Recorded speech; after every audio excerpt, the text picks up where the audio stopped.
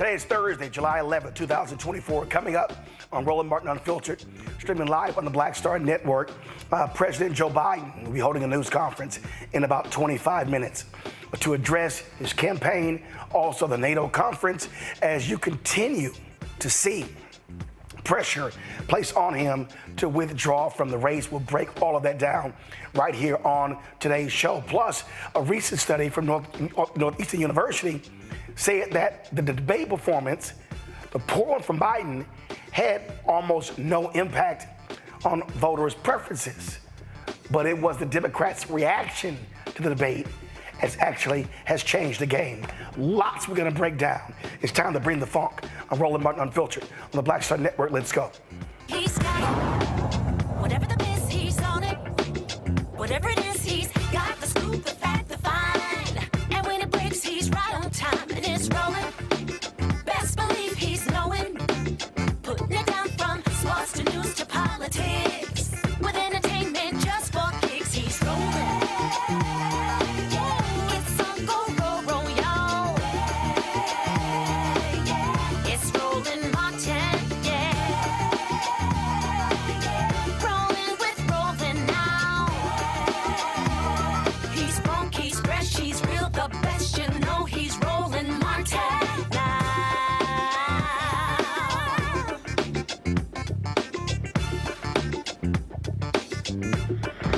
Martin. 2 weeks ago today, President Joe Biden had an awful debate against Donald Trump in Atlanta.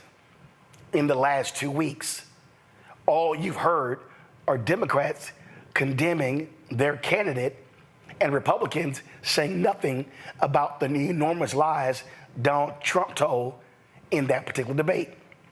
As a result, you've seen now calls for more Democrats for Biden to drop out of the race. They're saying we might lose House seats, we might lose the Senate, we might lose everything. But the problem is the polling data doesn't necessarily show that. It's a lot we're going to break down. In about 20 minutes, Biden will be holding a solo news conference. Democrats have been clamoring for that. Of course, the NATO conference is ending. He's facing calls from a wide variety of folks, especially donors, to get out of the race. The question is that smart? Joining me right now, Lori Daniels Favors, Executive Director of the Center for Law and Social Justice at Medgar Evers College. Joining me from Brooklyn, also Sirius XM radio show host. Lori, I'll start with you before I go to my panel, and that is this here. I've never seen the level of self-destruction in a political campaign. You have Democrats who are reinforcing the biggest negative against their candidate. Republicans fully have accepted a convicted felon who lied in the debate, and they're sitting here saying, y'all go right ahead. What do you make of the insanity of the Democratic Party? Unfortunately, Roland, I share your incredulity about the whole situation. But for me, this has very little to do with Joseph Biden and much more to do with the very reality that Vice President Kamala Harris might be close to inheriting or sitting in the seat of president than a lot of people wished. And what we're seeing is not the base of the party coming out and demanding that Biden step down, the voters who actually participated in the primary. We're not seeing the poor come out and that Biden step down. You're not seeing Black Americans, either men or women, demand that he step down. Latinos expanded their reach and an appreciation and commitment to voting for Biden. So I think at this point, we can look at who is making these demands. These tend to be very wealthy white men who are from very particular political camps, who have a lot to gain if there is a Trump presidency and all the chaos that will bring with it. So I'm just hoping. I saw Chris Matthews today did an interview, and he was talking about the fact that Joe Biden is kind of built for people to underestimate him. He's not necessarily part of the elite as we tend to think of. I mean, he's more elite as compared to my community, for sure.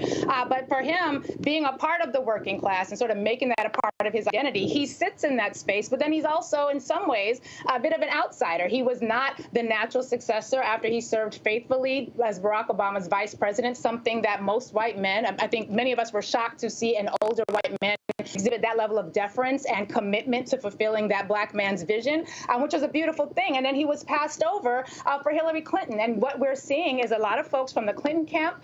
We're seeing a lot of folks who are making a lot of demands in the face of absolute facts. Like, how about the fact that the Republicans and the Heritage Foundation have all, since June, they've been saying since 2 days after the debate, if the Democrats tried to remove Biden off the ticket, got the lawsuits already. And whoever this mythical person would be who would replace Joe Biden, what's their ground game? Who are they? And how on earth are you going to be able to galvanize people around that person? Because I'm assuming if they're going to make this a thing, I do not see them pointing to Kamala Harris, Vice President Kamala Harris. And again, I think a lot of this has much more to do with the fact that a black woman is this much closer to the presidency. And by this much closer, I mean in the debate, Joe Biden's humanity was on display.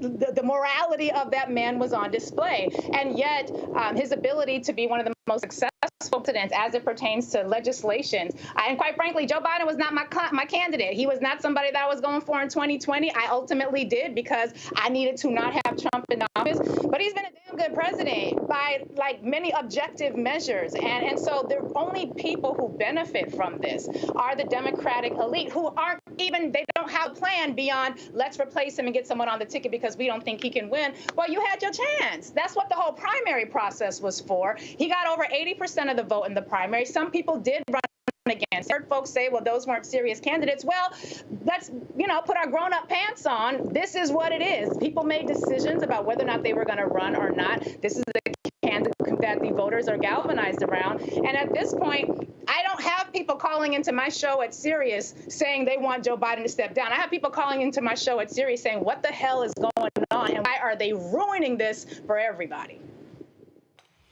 Let me do this here. There's an issue with your microphone, Lori. So let's see if we can get that handled, because it sounded like it was a wind tunnel. So if y'all can handle that for me. Let me bring in my panel right now. Lauren Victoria Burke, Black Press USA, out of Arlington, Virginia. We have, of course, Dr. Greg Carr, Department of Afro-American Studies at Howard University. Also, Christopher Boozy, CEO of Spottable out of New Jersey. Let me go to Christopher. Christopher, you've been tweeting about this, and you keep saying the numbers don't lie. You keep saying that Biden can win. Explain that. Hey, Martin. And I share Lori's frustration in this because it's insanity. Yes, not only he can win, I think he can win and do better than he did in 2020. The numbers, look, everyone is basing all of this chaos over polls that are garbage. I'm just going to say it like it is. They're garbage polls. The methodology behind these polls are garbage. They're not accurate, and the media is still touting the polls because it drives a narrative. Okay, so let's break it down. First off, Biden, in terms of on the ground, is doing extremely well. I talk to reporters who are covering the campaigns. I talk to people who are I talk to people who are actually interacting with voters, and they all say, the voters are energized. They can't wait to vote for Biden. The debate was not really an issue. Yes, people were a little concerned in terms of, him talking slowly, what was going on. But they were not saying, hey, he should step aside. They were not saying, hey, he should be replaced or anything like that. Now, these are voters on the ground. So the first thing for me when I look at if a candidate going down is one, what kind of support are they getting in terms of their donors? When I mean donors, I'm talking about small grassroots donors. Two, when I'm looking at numbers, and I'm not talking about polls because I don't look at polls, I'm looking at social media. What are people saying on social media? Are people saying, once again, she should step aside? Or, hey, I'm supporting him, I'm behind him? You got to parse through the the bots, the trolls, the fake accounts, things like that, and get down to the actual people. And once again, the majority of folks are like, what is going on with the Democratic Party? We're supporting him. We don't want to see him replaced. So then the other thing is historical data. Replacing a candidate, for example, before we get into even how I know Biden can win, historical data, like with LBJ stepping aside, free run, that was a disaster, an absolute disaster when Democrats did that. And I have been tweeting, if Democrats do that again, whether they replace them with someone totally different or if they replace them with VP Harris, they will get slaughtered in November. And the reason being is because first you're giving up the incumbency, you give up the bully pulpit. That's the first thing. Secondly, you're going to end up going into a convention where it's going to cause a lot of chaos. Remember, there were millions of people who voted during the primaries. They want Biden. They like Biden. And there are a lot of people who also like VP Harris and who would love for VP Harris to be the nominee. The problem, though, with that is it's a little too cute and it's a little too late. If you replace Biden and put VP Harris, and there are going to be people who are going to feel like their vote didn't matter, that it is the quote-unquote elites picking whoever.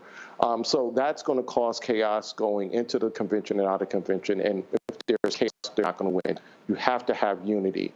And then the other thing is, as your previous guest stated, if they replace VP Harris and put someone totally new in there, that's it. I mean, that's game over. You're talking about losses up and down the ballot because, once again, who's this person? Are they going to be able to galvanize folks in 4-ish months? Are they going to be able to get the base? I've heard people float Gavin Newsom, Whitmore. Gretchen Whitmore. It's not going to work.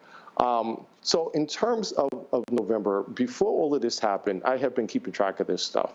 And I've been saying for a long time, not only do I believe Biden can flip Florida, which people think I'm crazy with saying that, but also North Carolina. The reason is this is going to be the first election where abortion is on a ballot. 11 states have some sort of, abortion-related measure on the ballot. As we have seen before, Democrats have done extremely well time abortions on the ballot. Then you have the conviction. You have the 2 impeachments, you have the indictments, and on that you have, once again, the Supreme Court ruling immunity and the Roe v. Wade. If all of that is on the table, I do not see a path for Donald Trump. There is no path. But when you listen to the pundits, you listen to these analysts, you would think it was the complete and total opposite of that. It's just not true. Lastly, every cycle since 2016, Democrats have continuously overperformed. They overperformed in 2018. They overperformed in 2020. As we know, in 2022, when they talked about the red wave, they said, the red wave, Democrats are going to get clobbered. Not only did Democrats gain a seat in the Senate, they barely lost the House, where it was predicted that they were going to lose 20 to 30 seats. And then across the country, they also did well in state, local races, government, shit like that. So this is going to be the very first election, presidential election, where we have abortion on the ballot. And I do believe that is galvanizing people, especially obviously women, like we've never seen before. So once again, I agree with your previous, and I share the same frustration that Democrats are actually hurting themselves by all of this. Yeah. Public, it's not. So, Lauren Victoria Berg, here's a perfect example. So, a poll came out today regarding Latino voters. Go to my iPad, Henry. Matt Barreto, one of the top pollsters. It's 53-36, Biden over Trump. But this is what he said. He said that Biden can increase his advantage from plus 70 to plus 30 among Latinos if he do several things. Here's the thing that I keep saying, Lauren. It's July 11th. The election is not July 12th. So when I'm watching these folks who are saying, oh my God, there's no path to victory, you literally have 117 days to actually change the game. So I don't understand the logic of the donors and these analysts and podcasters and Axelrod and others when the Washington Post poll today shows it's tied. What the hell? It shows that it's tied. I think that what you're seeing is sort of a lack and a reluctance of certain quadrants within the Democratic Party to finally get off the stage. I think the Clinton crew is still sort of in there wanting to be something. 100 days is really not a long period of time, I think, in a political campaign. They have 39 days to the convention. And this is problematic to have prominent people in a political party effectively destroying their presumptive nominee for the presidency of the United States, in public, by the way, every night on CNN, and it's for some cases for some members of Congress showing up again and again and again on cable TV to say negative things about the presumptive nominee of your party. If you think that communication strategy, no matter how anybody might feel about anything, I can assure you that if they keep doing that, they're going to lose, not because of what happened on June 27, but in the last 14 days, but because of what happened in the last 14 days. I actually think most people out there, and in calling people and talking to members of Congress about their constituents, most people out there do not have the same ways that people do in the Beltway, or people who are standing in the White House briefing room or in the U.S. Capitol. There's a disconnect there. And when President Biden at the beginning of this week talked about elites, I think he hit the nail on the head, because there's a group in there who thinks differently from what there's a group of elite people, frankly, who are in the media who think that everybody thinks like them. And as somebody from New York, I get it. The New York Times seems to think that everything they say is important, but most normal people are not thinking that way. It's as simple as that. There is some, in Virginia, we have a guy named Larry Sabato who did reflect in the first few days that he thought that there was going to be some distance between Biden and Trump in the polling numbers that he says he saw fairly quickly. But it does take a few weeks to figure out whether or not something like June 27 really has some resonance. And I don't know that we have the answer to that, but I'll tell you what, it's hard. I think it's hard for me to believe that a Republican Party who can't get the popular vote in over 24 years is suddenly going to get the popular vote now and this year, running a lunatic and a pathological liar as their lead candidate versus somebody who is trusted but is going through a trial and tribulation right now. It is problematic. I think the Democratic Party is making a tragic mistake, and I think there's a lack of leadership there. I think if Speaker Pelosi was there, quite frankly, she would have told the caucus to shut up by now. They are doing damage to themselves, and you have to remember, just lastly, the only members of Congress care about is their own election. That's it. Once they sense that their election will be jeopardized by the person at the top of the ticket for whatever reason, they will bail, and that's what you're seeing. And of course, the vice president is not the vice president. It's going to be interesting to see how they navigate this if they push Biden out of there, which I frankly doubt it. I think he's dug in. But if they were to do that, if it's not Vice President Harris, they're going to see some. If they're seeing rancor now, they better get ready. Greg Carr, here's the thing that people need to understand.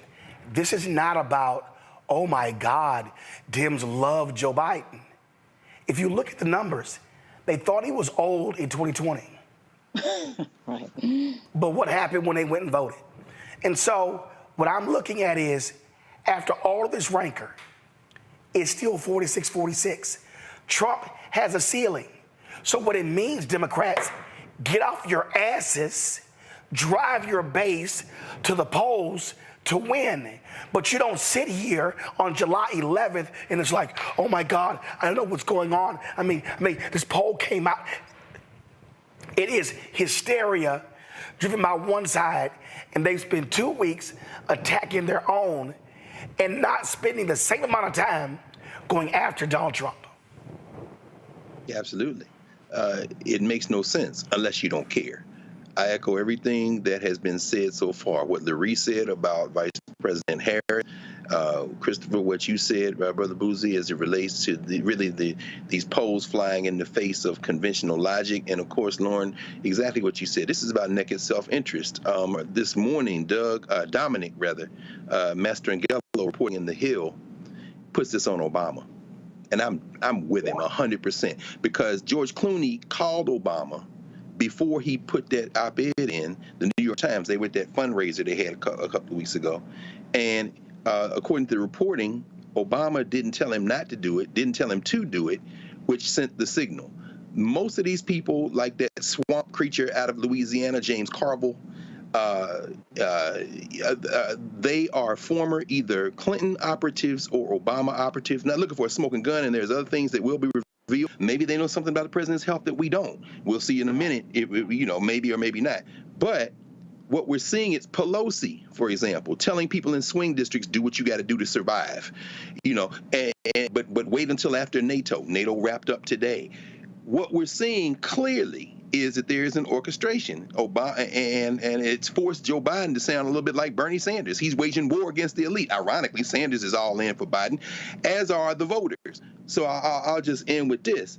The New York Times, whether they got an axe to grind, whether the Sulzbergers or whoever has got the axe to grind with Biden because he wouldn't give them interviews or whatever, when you're looking at fools like Brett Stevens on their op-ed page, you expect it from Brett Stevens or Ross Dohart, maybe even from a guy like Nicholas Kristof. But here comes, all of a sudden, Paul Krugman. Here comes these other, today's op-ed pages is another bloodbath.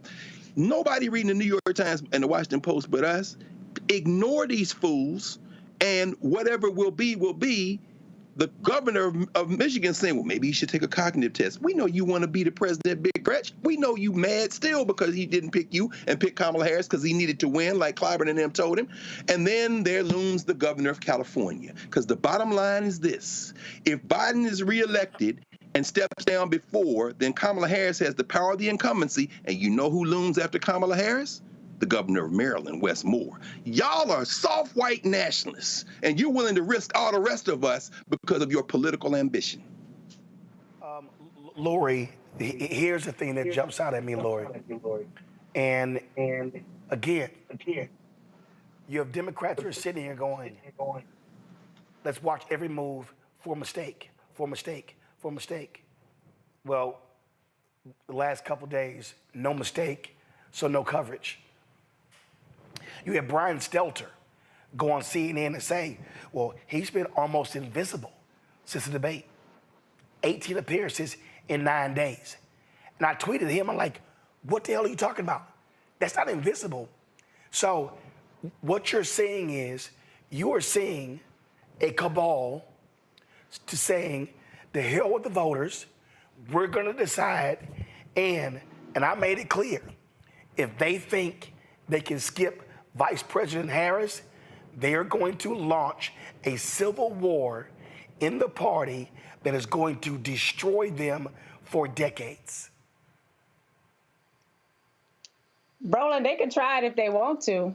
I guarantee they will live to regret it. But unfortunately, so will the rest of us. The Trump campaign is effective. The Republican Party is effectively broke. They are being bled by all of the legal battles, and they don't have a great ground game in a number of swing states.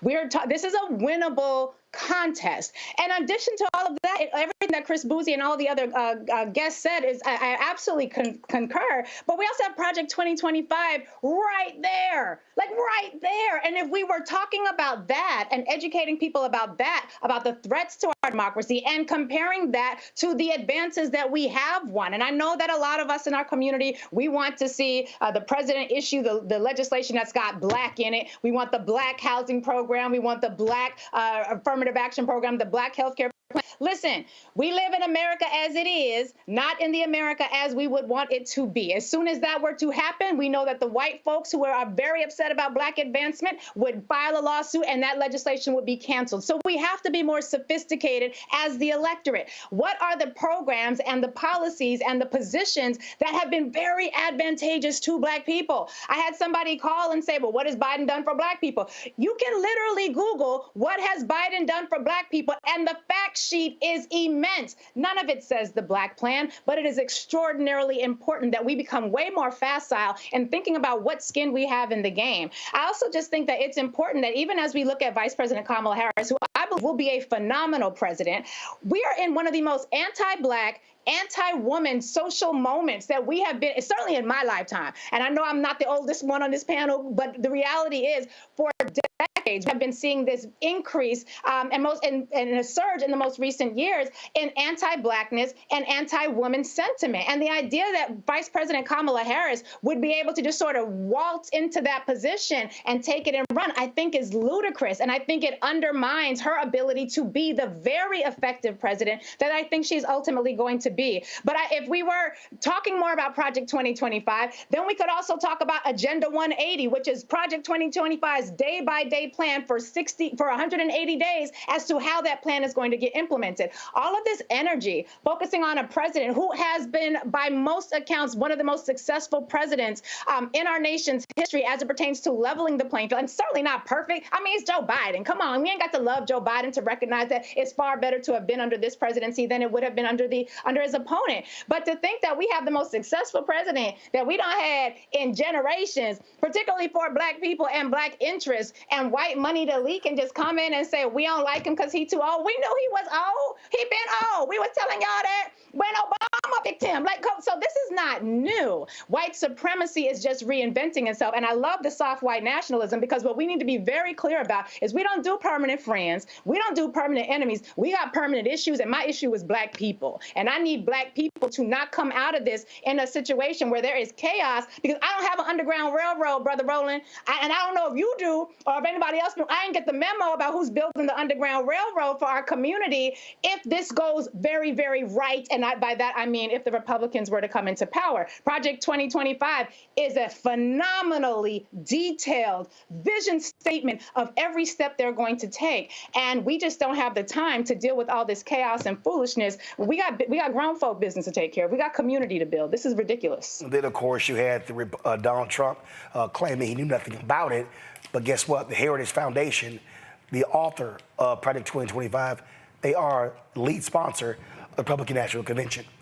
Lori, when you started your comments, you talk about something that Chris Matthews said on MSNBC. Now, I think Chris Matthews can be way out of his mind. But he's white, he's Irish, and he knows Biden, who's white and Irish. Here's what he said. Or to the great unknown for Democrats. Many Democrats appear willing to take that risk and see what's behind the door. What do you think? Well, I think we have to look at all the facts, and one of the facts is Joe Biden. He's a fact. This guy has earned his way to this position in life, United States president. He got here the long way. In 1972, he ran against Caleb Boggs, a 3-term congressman, a 2-term governor, a 2-term U.S. senator, and he beat him. He beat him well. And he rode around in a car the next day and was celebrated for having pulled that upset, because he put out no television in Wilmington or Delaware.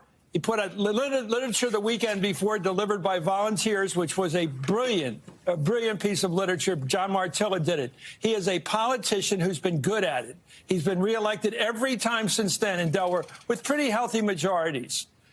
In life, he lost his wife and he lost his daughter, and he found Jill. Now, who's he going to listen to, Jill or George Clooney? I'm telling you, it's personal.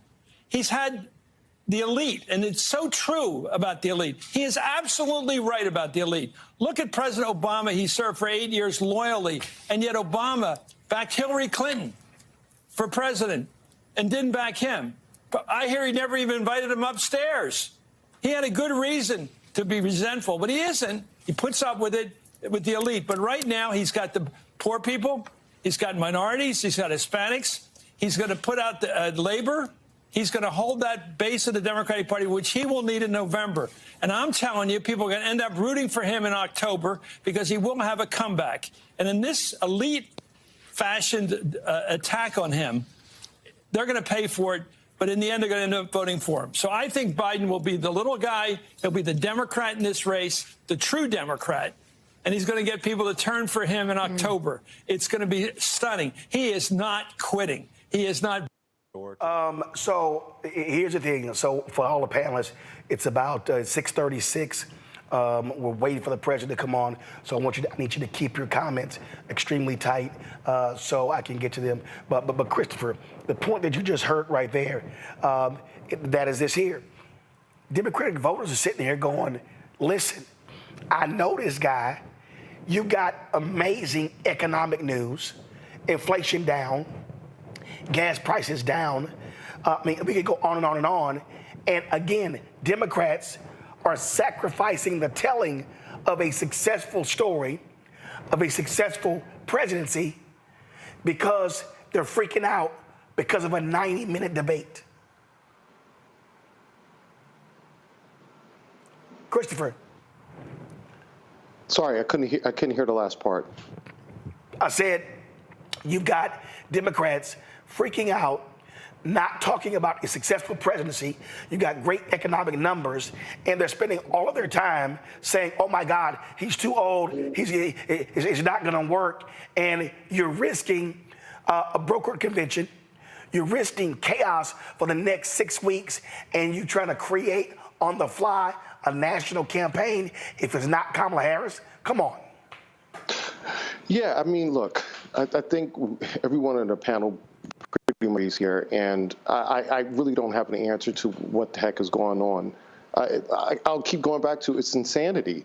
They're on the path to, I mean, I don't know if it's going to be a historic win, but definitely a win up and down the ballot. And I just don't understand why they're trying to push him out over a 90-minute debate. You cannot erase 3.5 years or plus years and just erase all of that for 90 minutes. He had a bad debate. Obama had a bad debate in 2012. He went on to win. Hillary Clinton had, 3 great debates? She won all of her debates, and she lost. And let's not forget, the vast majority of the polls had her winning, landslide. And as we know, she lost. So I firmly believe that Biden not only needs to stay in the race, Democrats need to stop what they're doing. They're doing more damage than anything else. And at the end of the day, I just don't know who they're going to replace him with. If they replace him with VP Harris, it's going to be problems. If they replace him with someone else outside of the ticket, it's going to be a problem. But I will say this.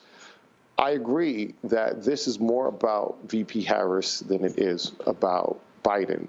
Just really quickly, if he is reelected, which I do believe he will be, unless, God forbid, something happens to him, 2 years in, that means she would ascend to the presidency. She will have 2 years. She will have the incumbency. She will be not reelected. She will be elected. Right. And then she can then be reelected. So not only she can have 8 years plus the 2 years because he stepped down or whatever.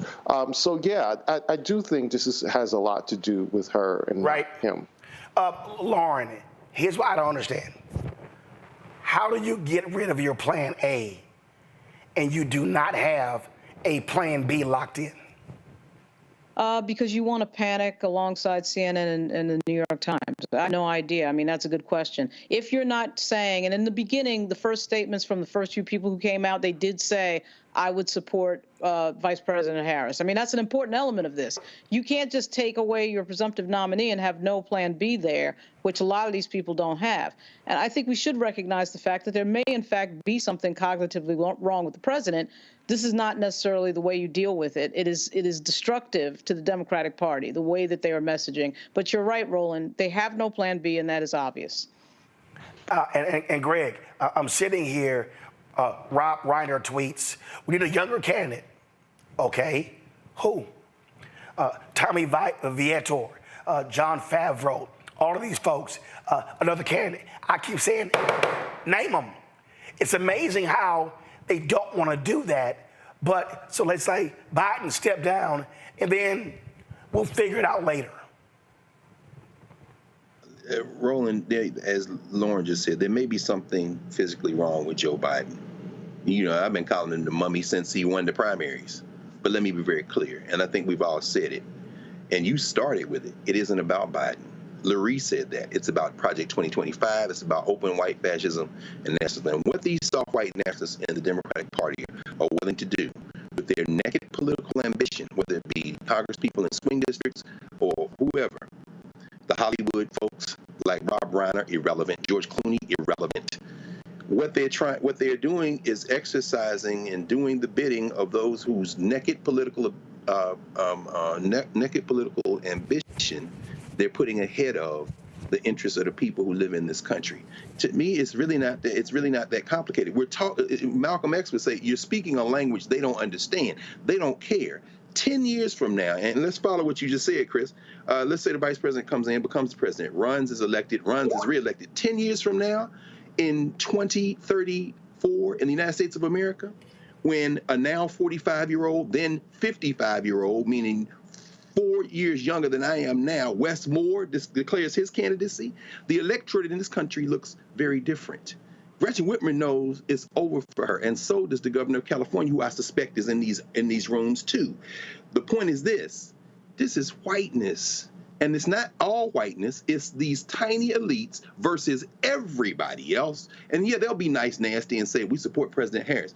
If they do it, Luria has already said it, the Republicans are going to file lawsuits to keep her off the ballot. If she does get on the ballot, you have now alienated the very people who can't afford for the Republicans to get in power, which means some of us will sit it out, unfortunately, putting the political gun to our heads and blowing our political brains out, because the day this man is inaugurated, Clarence Thomas and Sam Alito say we'll retire. Hopefully Sonia Sotomayor can make it another term or not, with God bless her. And then everybody who's a criminal gets pardoned, and then they set up the internment camps. We're not playing. So Reiner, Carville, all you people, talk all you want, baby. You are showing us who you are, and we're going to roll over you like we're going to roll over the white nationalists in the Democrat and the Republican Party. And the point right there, Lori, I think is important, and that is this here.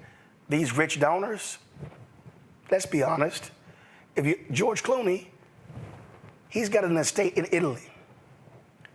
They don't have to worry about the downstream of Project 2025. Everybody else does. Lori?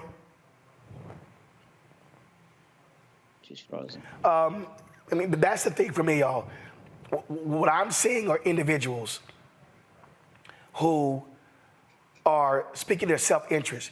And again, this is very simple. If you believe that Biden should step down, have the courage to say and replace him with who? But they won't. Because guess what? It's not Vice President Kamala Harris. They want a brokered debate. CNN would love a brokered debate because their ratings are broken. All these media folk, they would love for Trump to be back. And that's the other deal, Lori. They would love the chaos. And don't forget, David Zaslav, the CEO of CNN's parent company, he's made it clear. He says, I don't care who wins, but we want deregulation. What administration has been the biggest opponent to mergers and monopolies? Biden-Harris. So big business wants Biden out of the way.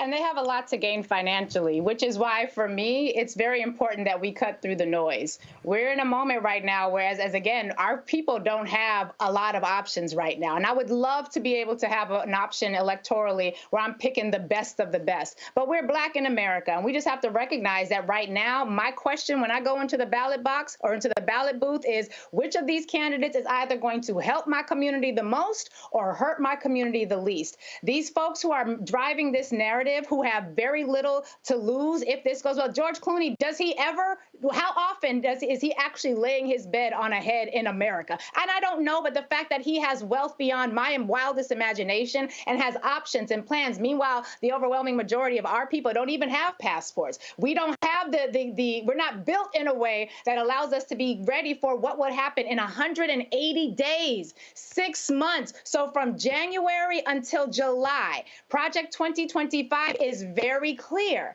and they are really effective at implementing oppression because all they have to do is rinse and repeat what their ancestors have done. We are trying to create an America where we can thrive, where we can have some semblance of freedom that will allow us to organize so that we can create Black liberation. But right now, what's happening with this narrative is extraordinarily dangerous dangerous. It is dangerous for us. We don't have plan Bs. The Dems who are driving this narrative damn sure don't have a plan B, which is why I hope, as problematic as Chris Matthews may be, and he is highly problematic, I do hope, and I think that what he says is very valid. And I think that we are pissing off the base. You're getting more people who were on Biden who are like, no, what, are you serious? Now I'm advocating for Biden, when as before I was merely tolerating him. So they are having some unintended consequences. I hope that we, the voters, and we, the people who are doing the work on the ground to educate the voters, will be able to cut through the noise and make sure that we get our folks on code, because I don't have an underground railroad, and I certainly don't know of anybody who can build one between now and July of next year. Lori Daniels Favors, I appreciate it. Thanks for joining us. Appreciate it. I'm going to go to a quick break. We come back. Hopefully the news conference will start. If not, we're going to share some of what Vice President Kamala Harris had to say today in North Carolina. You're watching Roland Martin Unfiltered on the Black Star Network. Fanbase is pioneering a new era of social media for the creator economy.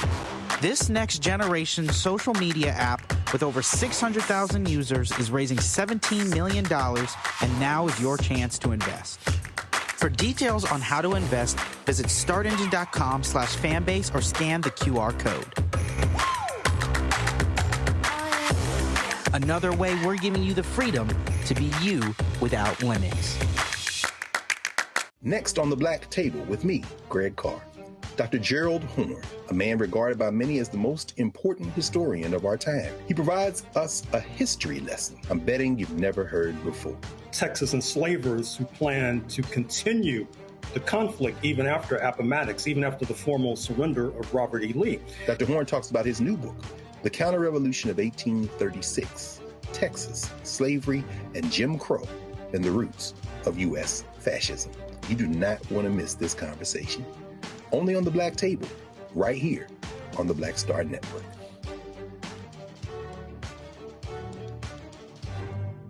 Hello, I'm Jamia Pugh. I am from Coatesville, Pennsylvania, just an hour right outside of Philadelphia. My name is Jasmine Pugh. I'm also from Coatesville, Pennsylvania. You are watching Roland Martin Unfiltered. Stay right here.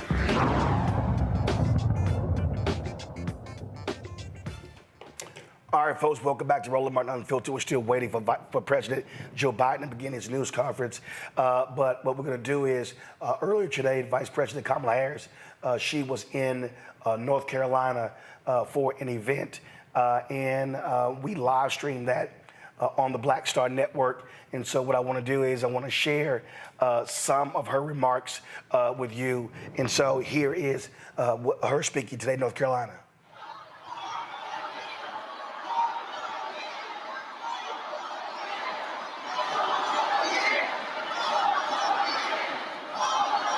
Four more years. That's what we're looking forward to. So as I was saying, this is an extraordinary community of people who have always fought for civil rights and for the rights of all people to speak when it is their turn to speak.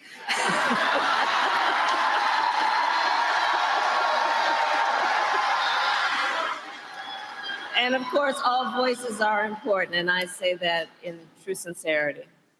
But I want to talk a bit about the work of this community in the context of the civil rights movement. My parents met when they were active in the civil rights movement. They took me to those marches when I was in a stroller. And I grew up then in a community like this one, where the people who were raising us, I look at Devin, I think about my childhood. We grew up in a community of people who, when we were young, they told us literally, you are young, gifted, and Black. They taught us that we could do anything and should never be burdened by the limitations of other people to be able or not be able to see what can be. And this is that community who understands and can see what is possible unburdened by what has been. We collectively, I know, were raised and taught to understand we have a duty to serve in the fight for freedom, opportunity, and justice for all. And it is that sense of duty, not if you feel like it, duty, which guides us at this very moment. We are today 117 days out from the election. And I know many of us have been involved in these elections every 4 years, and nearly every time we say, this is the one. This here is the one. This is the one. The most existential, consequential, and important election of our lifetime. Now, we always knew this election would be tough, and the past few days have been a reminder that running for president of the United States is never easy, nor should it be. But one thing we know about our president, Joe Biden, is that he is a fighter. He is a fighter. And he is the first to say, when you get knocked down, you get back up. You get back up. So we will continue to fight, and we will continue to organize, and in November we will win. We will win, because we know what's at stake. And in this election, there can be no doubt who you can count on to fight for you when it counts. It's simple. President Biden and I fight for the American people. Donald Trump does not. He fights for himself. Roy talked about it. Look at the issue of affordable health care.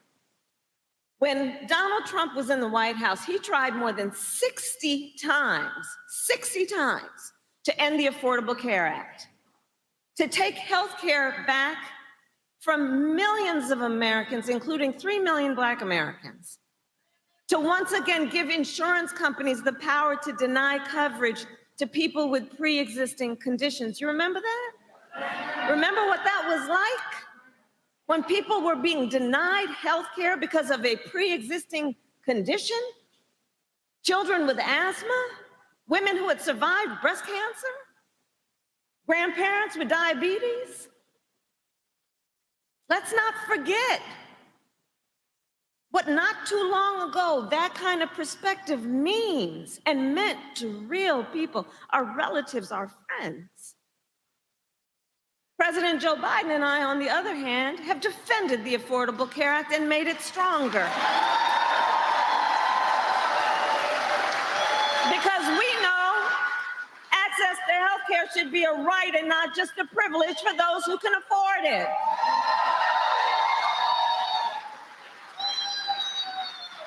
With your support, we also have the strength to finally take on Big Pharma and lower the cost of prescription drugs.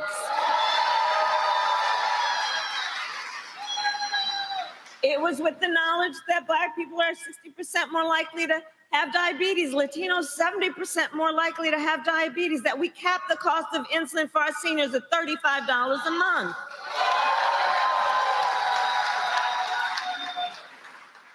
Because we listen and heard and are clear about who we represent. We are finally making it so that medical debt can no longer be used against your credit score.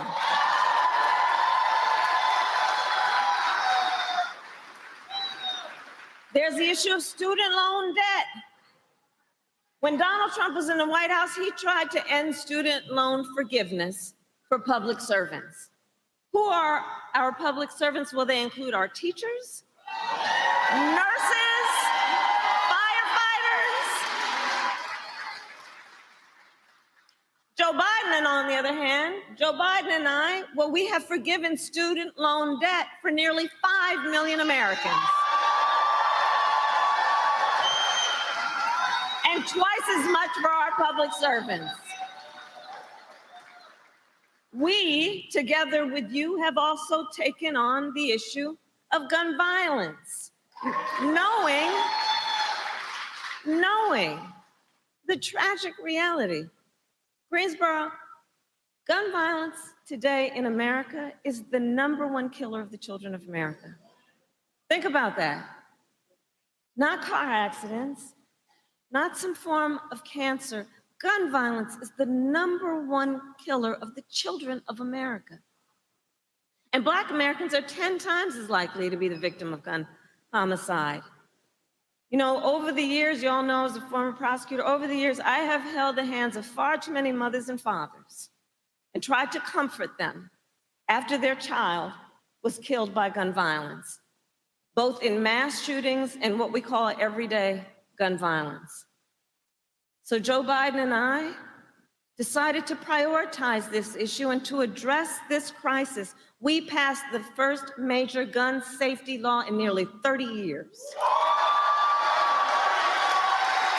A bipartisan law to strengthen background checks. We created the first White House Office of Gun Violence Prevention, which I lead. We invested $1 billion to hire mental health counselors in public schools to help heal the mental trauma of gun violence. Because far too many of our children go to school every day learning about how this could impact them in a very real way. Last fall, I did a tour speaking with Gen Z. I love Gen Z. And I'd ask them, raise your hand if you have ever had to, in schools, anytime between kindergarten and 12th grade, I'd ask them, have you had to endure an active shooter drill? And to the older adults here, I will tell you it is bone-chilling when they respond. Almost every hand went up. These are very real issues. On the other hand, Donald Trump opposed reasonable gun safety reforms and cut funding for gun violence prevention. We simply know we cannot count on Donald Trump to help keep America and Americans safe, not here at home and not on the world stage. And yes, I am also talking then about national security. This week, our president, Joe Biden, is hosting more than 30 global leaders in Washington, D.C. for the NATO summit. Now, NATO is the greatest military alliance the world has ever known.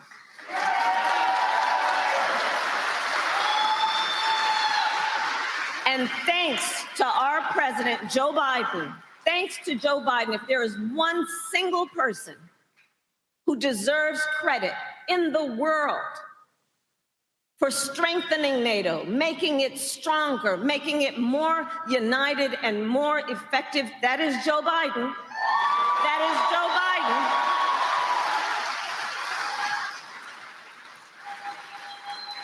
And having made it more effective, then together with our allies around the globe, we are standing up to the dictator Putin. All to ensure America is strong and Americans are safe. On the other hand, do watch, because it's not new. On the other hand, watch as Donald Trump has embraced Putin. Watch that. It's not just happening today, it's been happening. As Trump, threatened to abandon NATO and encouraged Putin to invade our allies. He even said Russia can, and I'm going to quote him now, and forgive the use of the word, but he said, quote, Russia can, quote, do whatever the hell they want. And he wants to be the president of the United States? And understand, as Trump bows down to dictators, he makes America weak. And that is disqualifying for someone who wants to be commander-in-chief of the United States of America. That is disqualifying.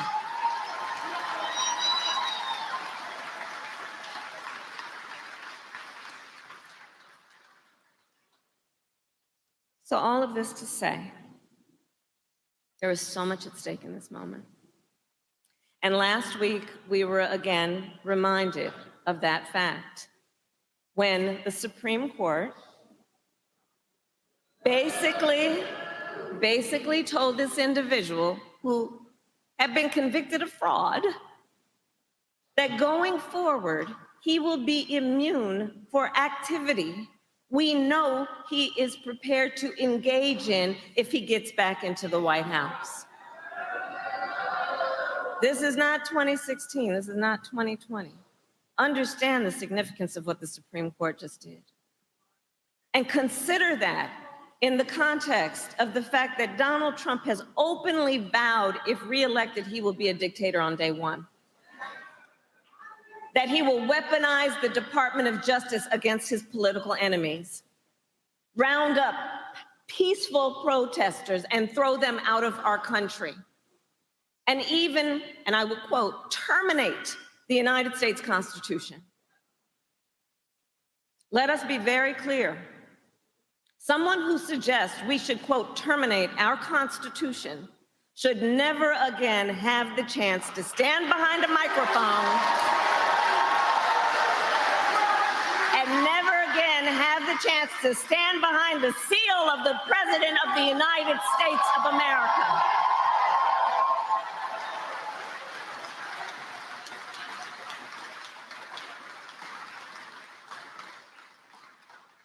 And some of you, of course, have heard that Trump's advisors have created a 900-page blueprint for their agenda for the second term if they were to have one.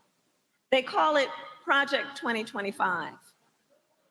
And it includes, check this out, it includes a plan to cut Social Security. It includes a plan to repeal our $35 cap on insulin.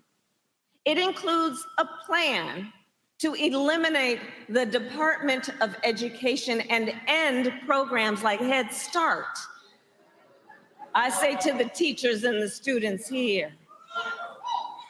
And Project 2025 outlines a plan to limit access to contraception and for a nationwide abortion ban, with or without an act of Congress. And on the topic of reproductive freedom, I know we all agree, one does not have to abandon their faith or deeply held beliefs to agree the government should not be telling her what to do with her body. If she chooses, she will talk, if she chooses, with her pastor, her priest, her rabbi, her imam, but not her government telling her what to do. If implemented, Project 2025 would be the latest attack in Donald Trump's full-on assault on reproductive freedom, because we remember then President Donald Trump handpicked 3 members of the United States Supreme Court because he intended for them to undo the protections of Roe v. Wade. And as he intended, they did. Now, over 20 states have Trump abortion bans. Now, in the South, where the majority of Black women live, every state except for Virginia has a ban, many with no exceptions even for rape or incest. And Trump proudly takes credit for overturning Roe. Make no mistake, if he gets the chance, he will sign a national abortion ban and outlaw abortion in every single state, but we are not going to let that happen. We are not going to let that happen because we have worked too hard and fought too long to see our daughters grow up in a world with fewer rights than our mothers.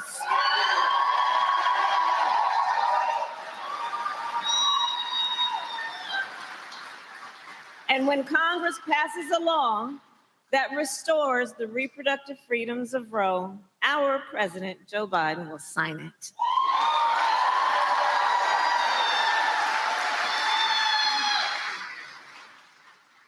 So ultimately, in this election, we each face a question. What kind of country do we want to live in? That's the question being posed to each one of us. Do we want to live in a country of freedom, compassion, and rule of law, or a country of chaos, fear, and hate? We each, and here's the beauty in this, we each have the power to answer that question. We have the power. In North Carolina, we were born for a time such as this. We were born for a time such as this. If the Supreme Court says the laws do not apply to Donald Trump, if extremists in Congress continue to bow down to him, if people like Mike Pence are not around to stand up to him, our last line of defense is the ballot box. Your vote, your voice. We, the people, have the power. So today I ask North Carolina, are you ready to make your voices heard? Do we believe in freedom? Do we believe in opportunity? Do we believe in the promise of America? And are we ready to fight for it? And when we fight, we win. God bless you, and God bless the United States of America. That was Vice President Kamala Harris today in North Carolina. We're still awaiting President Joe Biden to begin this news conference. At the conclusion of the NATO conference, we're going to go to a break. We'll be right back on the Black Star Network.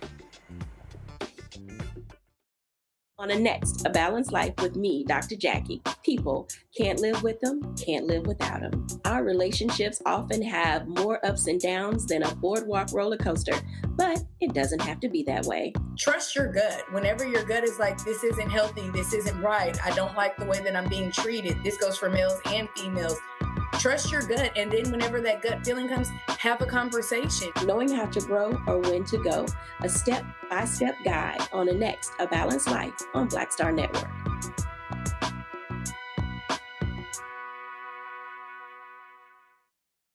On the next Get Wealthy, financial therapy, what it is and why it may be exactly what you need.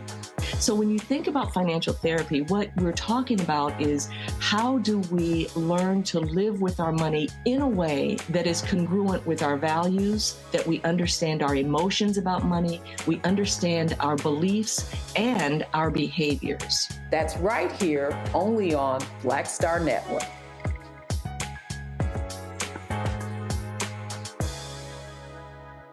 Coming soon to the Black Star Network. I still have my NFL contract in my house. I have it in a case. It's 4 of them, for my 4-year contract. I got a $600,000 signing bonus. My base salary for that first year was $150,000. Matter of fact, $150,000. $150,000. That's what I made. $150,000. Now think about it. My signing bonus was a forgivable loan, supposedly. When I got traded to the Colts, they made me pay back my signing bonus to them. I had to give them their $600,000 back. Wow. Yeah, I was so pissed. Because, man, I try to be a man of my word. I'm like, you, I'll give you your money back. You know, even though I know I earned that money, right. I gave them money back. I gave them $600,000 back. But yet, I was this malcontent. I was a bad guy. I'm about the money. It wasn't about the money. It was about doing right. Because I looked at, because you look at contract. Look at John Elway. John Elway was making $1 million, $800,000. I was making $150,000. I mean, I was doing everything. And I'm like, but yet I was, man, I got so many letters, you know, so I just play for free and all that kind of stuff. I mean, you don't forget that kind of stuff. Right. That stuff is hurtful.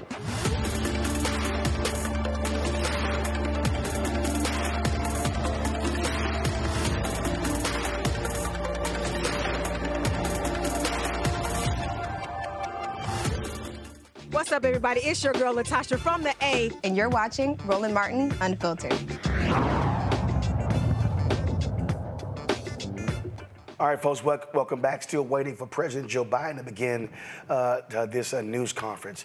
Despite numerous news articles, political pundits, and calls for Biden to end his re-election campaign, a new Northeastern University study finds that the president's June 27th debate performance has had almost no impact on the voters' preferences. 94% of those surveyed who had said before the debate that they were Biden supporters said they would continue to support the president. But just 86% of those who indicated support for Trump before the debate said they would continue to do so.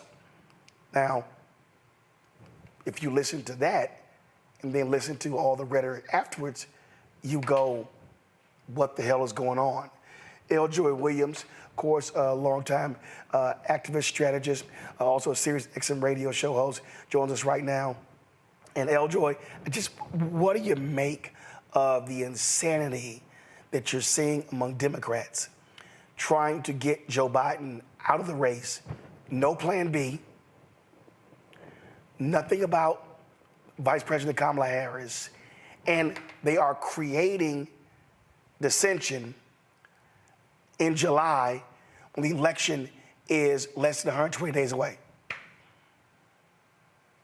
It's absolutely reprehensible to watch this unfold, because this is an issue of media making.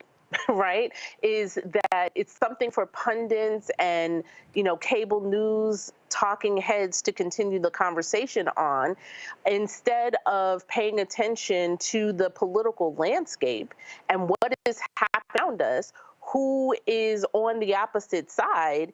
And instead of focusing on that, they need something else to drum up viewership. Right? Because if we can keep a speculation that there may be some drama at the convention, then that means more people will be tuned in and will watch our channels to see if there's drama at the convention. Our ad sales and all of that stuff will go up. That literally is what I believe this is all about, because it's not as if there's some huge mass of voters or of Democrats calling for Biden to step aside. Out of the 200 or something, the 300, both from the House, the Senate, and other leadership, I think with the last count was like 9 or 10. Right? And some of who are not even in a position on a federal level to make that decision. And so at this point, I believe that Biden is doing the right thing, which is I ran for the American people, and I'm going to continue to hear from and speak to the American people. And as you pointed out, none of this is swaying people from supporting him. And, the question I really have, besides they have no plan B and skipping over the vice president, is if we were actually in the streets doing the work that we need to be doing in order to win, then I would have maybe a little bit more sympathetic ear to people who are bringing up this concern. But we're not. Those donors that have the concern, how much are you investing in supporting the organizations that need that money now so that they can continue to be on the doors and on the phones and engaging people? That is the work that we need to do to win. And all of this conversation and talk and releasing statements and letters and everything, having serious concerns, take your serious concerns and get out in the street and actually do some work. Christopher Boozy, L. Joy made a point there about infrastructure. Let's be clear. Right now, Biden-Harris has about 1,000 staffers, 100 field offices. If Joe Biden drops out and you don't pick Vice President Kamala Harris, you can't transfer those assets to other candidates. You can't transfer the money. So you have an infrastructure problem if you don't go with Vice President Harris. I don't understand how these people don't realize that. Once again, it's insanity. Legally, you can't transfer the money because that money is for the Biden-Harris ticket. So legally, they can't. And as you pointed out, the infrastructure on the ground, if you replace both and you try to plop 2 new people in there, it's virtually impossible to be able to then set up a ground game and be competitive in November. And let's not forget who I don't know who this magic person or persons will be, but they're going to have to then introduce themselves to the American public. And just because someone may be popular in their state does not mean they're going to be popular nationally. I mean, we saw that with Ron DeSantis. You know, he was supposed to be the person to take on Trump, and that fizzled out pretty quickly. So, you know, I really honestly don't understand what these folks think they're going to be able to do in terms of pulling Biden out and putting somebody in. It doesn't work that way. And one other thing, Roland, that's that's been driving me also crazy about this whole thing. Let's pretend we could do this, right? Let's pretend that we could take whoever and put them and replace Biden and Harris. How are they going to get that person or that ticket on every ballot? It's not going to happen. It's basically too late. And we talked about that a bit earlier, but there will be legal changes, and more than likely that candidate will not be on every ballot. L. Joy, here's something else that I'm just sitting here like. I saw this story the other day. Here we go to my iPad. You got New York Democrats, your state. Oh my God, we might lose New York. What the hell? These blue states, are you trying to tell me? And all of a sudden, Donald Trump is going to win Minnesota. He's going to win New York State. He's going to win Illinois. And if he does, it is because of a failure of leadership and work. The reason why we lost a congressional seat is a lack in the failure of the governor at that time to really invest in redistricting efforts. In order to do that resulted into us not counting enough people in order to keep our seats. Then fast forward, when we do get to the midterm election, it was the lack of investment in a coordinated strategy to protect and expand the congressional districts to make sure we retained what we had. So again, it is not because of one individual man at the top of the ticket. It is because of the lack of work. And that's what is really bothering me so much about this, as they are asking one man to step aside as if he is the only one that has to do the work in order to win in November. And that's not the case. If you're talking about winning to protect democracy, that is not an effort for one man. That is an effort for all of us to come together and do our respective part. And so Biden is doing his part, right, in carrying the banner. Harris is doing her part in carrying the banner for the party. And we need everybody else to do their part. And if you're a donor, invest now in the resources that people need in order to continue the work. If you're a talking head, you need to invest in talking up what we are voting for, not just what we are voting against. If you're an individual activist, you need to make sure that you are working within your sphere of influence to make sure that people understand the misinformation and the disinformation that's being sowed, that people understand what's at stake, and to understand what we will be able to do with a second term of a Biden-Harris administration. There's still voting rights on the line. There's still issues related to gun violence on the line. We are going to be able to do much more if we have a president like Biden and also Vice President Harris in the White House. We are able to do more when we are in control of Congress. And that is what people should be focused on, not one 90-minute debate.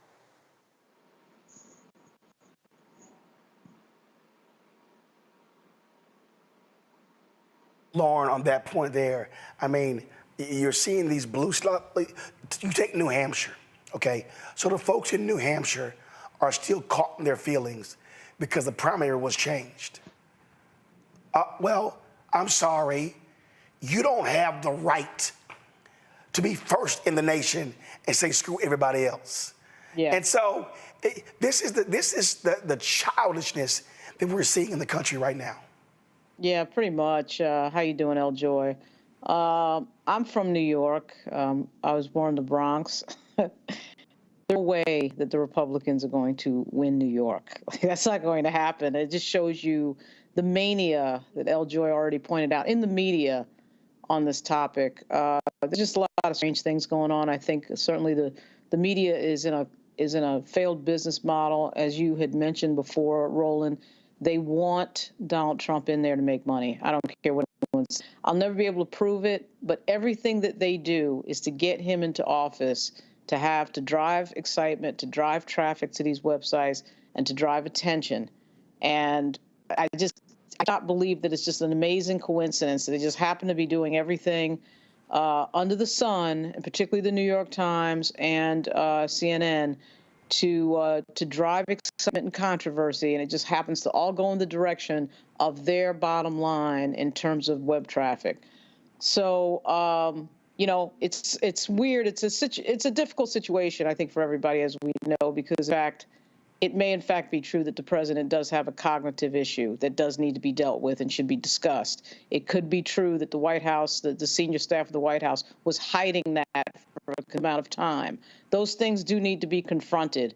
But at the same time, what we know is that there is only one person who's beaten Donald Trump, and that is Joe Biden.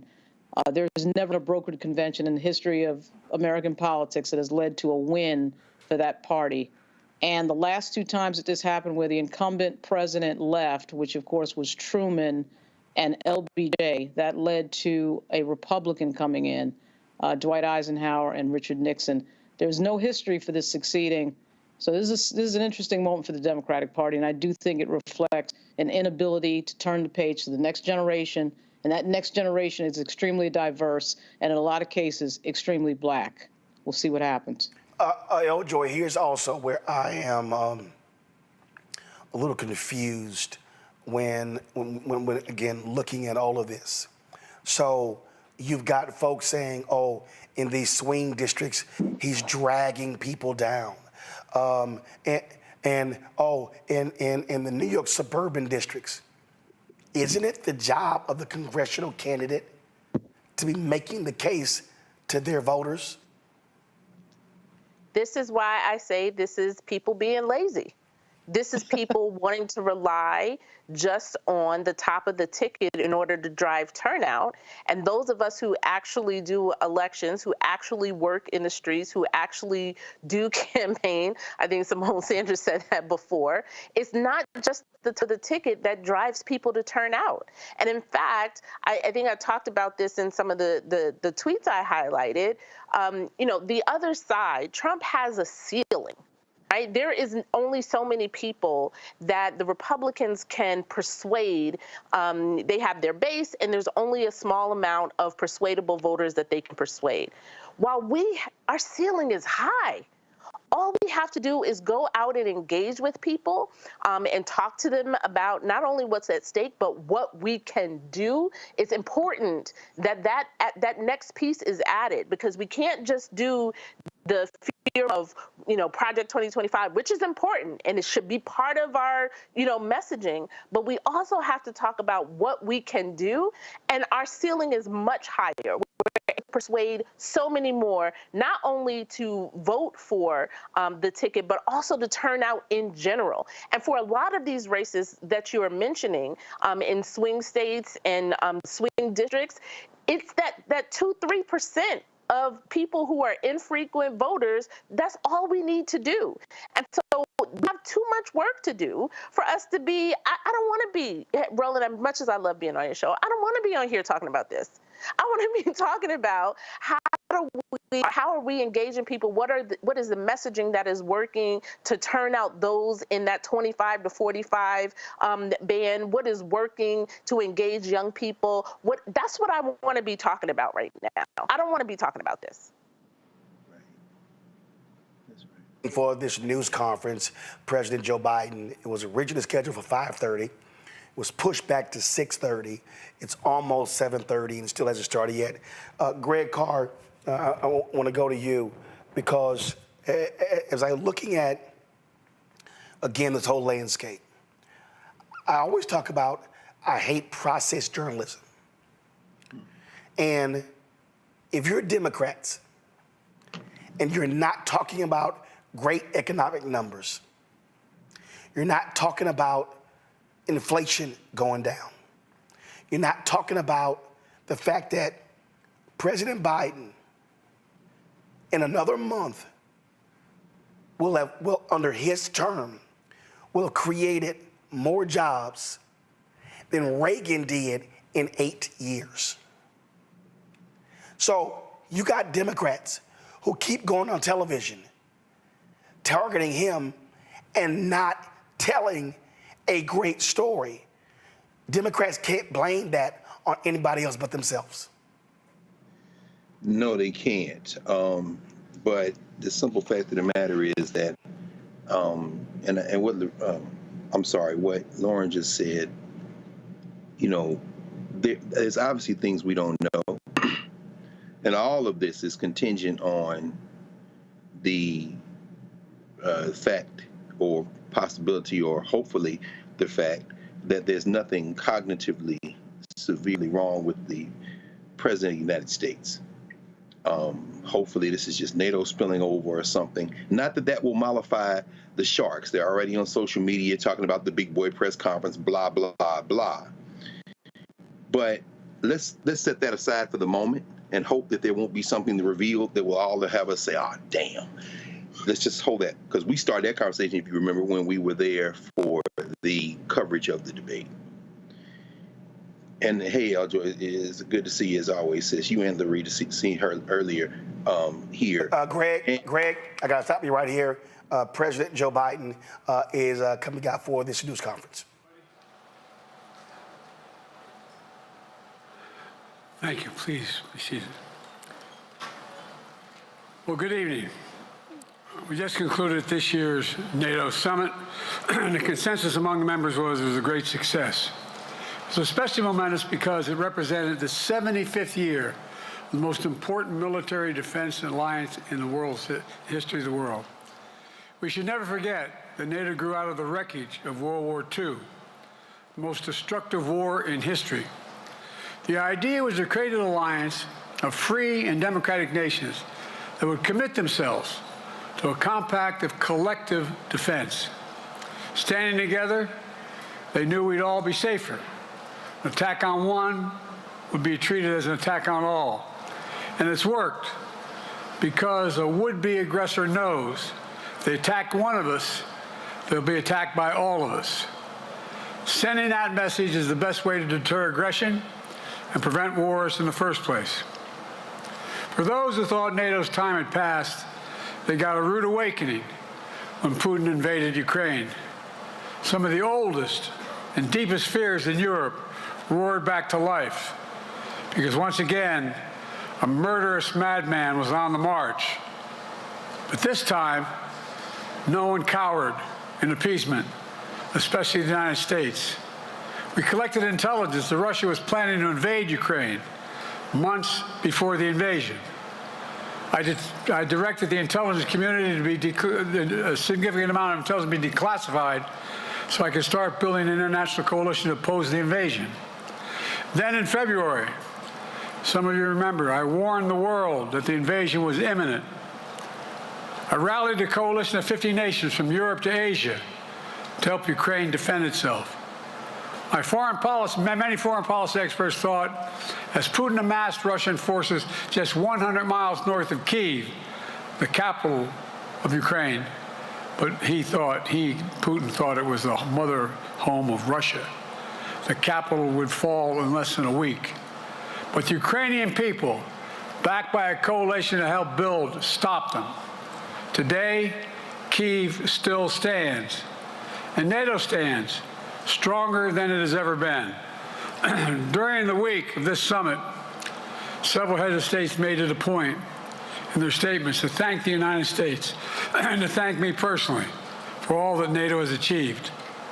NATO is not only stronger, NATO is bigger because we led the charge to bring in Finland and Sweden into the alliance, and it makes a gigantic difference. Excuse me.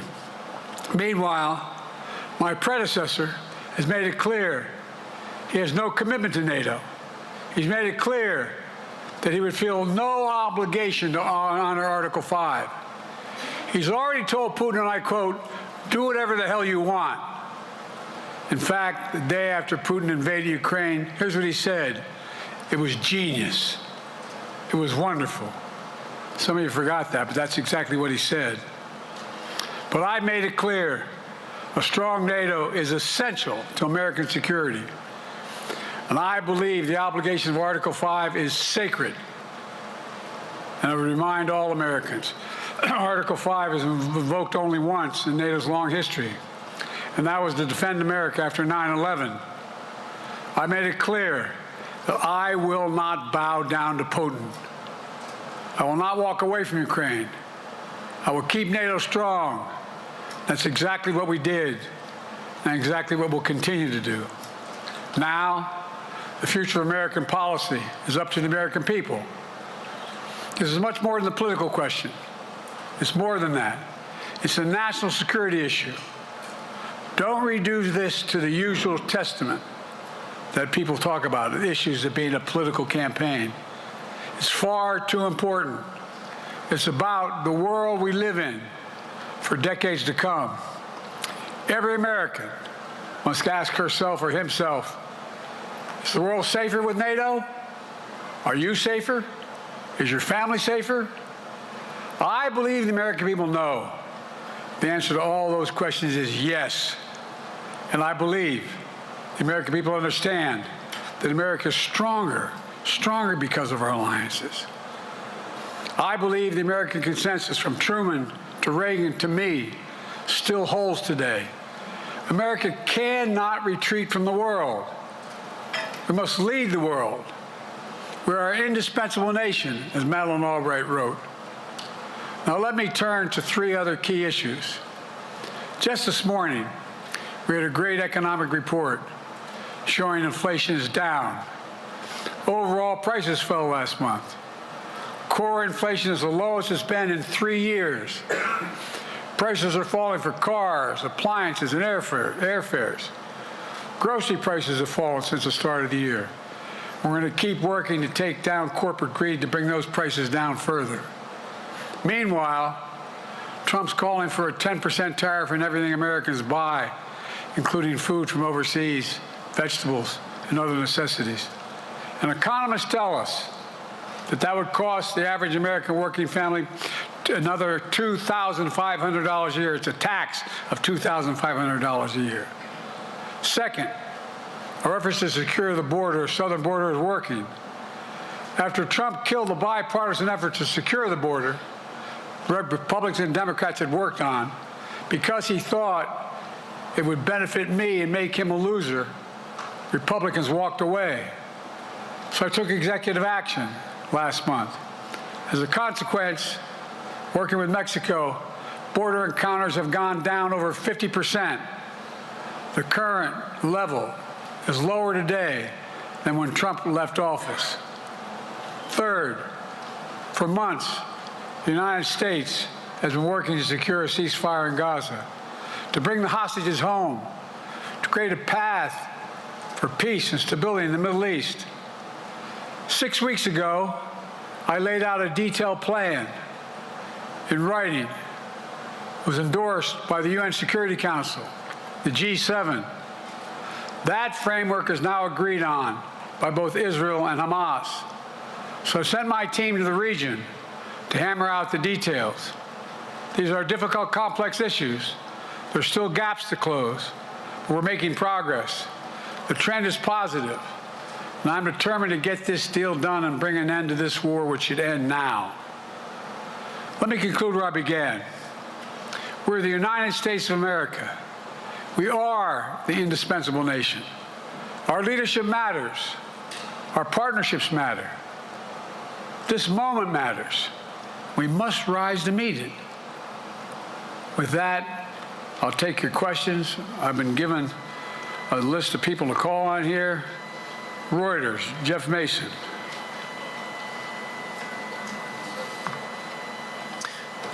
Mr. President, your political future has hung over the NATO summit a little bit this week. Speaker Pelosi made a point of suggesting that your decision on whether to stay in the race was still open. George Clooney and a handful of lawmakers have called on you to step aside. tonight that UAW leadership is concerned about your ability to win. UAW just endorsed me, but go ahead. Thank you. My question is incorporating these developments into your decision to stay, and separately, what concerns do you have about Harris's ability to beat Donald Trump if she were at the top of the ticket? Look, I wouldn't have picked Vice President Trump to be vice president, but I think she was not qualified to be president. So let's start there. The fact is that the consideration is that I think I'm the most qualified person to run for president. I beat him once, and I will beat him again. Secondly, the idea, I served in the Senate a long time. The idea that senators and Congress running for office worry about the ticket is not unusual. And I might add, there are at least 5 presidents running or incumbent presidents who had lower numbers than I have now, later in the campaign. So there's a long way to go in this campaign. And so I'm just going to keep moving. Because, look, I got more work to do. We've got more work to finish.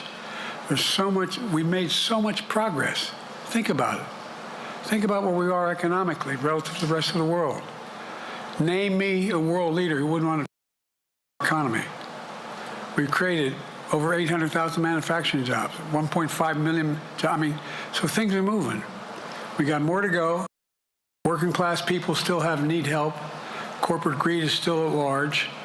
Their prices, the corporate profits have doubled since the pandemic. They're coming down, and so I'm optimistic about where things are going. Danny Kemp, AFP. Thanks. Thank you, Mr. President. I wanted to ask you about you mixed up Presidents Zelensky and Putin earlier today. And you now have sort of your key allies, including the British Prime Minister, the German Chancellor having to step in and make excuses for you on that. And officials here are saying off the record that your decline has become noticeable. Hasn't this become damaging for America's standing in the world? Thank you. Did you see any damage to our standing in my leading this conference? Have you seen a more successful conference? What do you think? And the Putin piece, I was talking about Putin, and I said, and now, at the very end, I said, here, I mean, Putin. I said, oh, no, I'm sorry, Zelensky. And then I added 5 other names. Look, guys, the idea anybody suggests that we haven't had an incredibly successful conference. How many times did you hear in that conference, I know it sounds too self-serving, but other leaders, heads of state, in thanking me, saying the reason we're together is because of Biden. Biden did the following. Look, folks, this is, well, anyway, I thought it was the most successful attend in a long time, and find me a world leader who didn't think it was.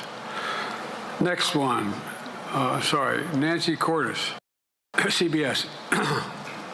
Thank you, Mr. President. You mentioned other instances in history where presidents have faced a challenge, but what makes this moment in history so unique is that it is not your enemies who are calling on you to reconsider your decision to stay in the race. It's your friends, supporters, people who think you've done a great job over the past 4 years.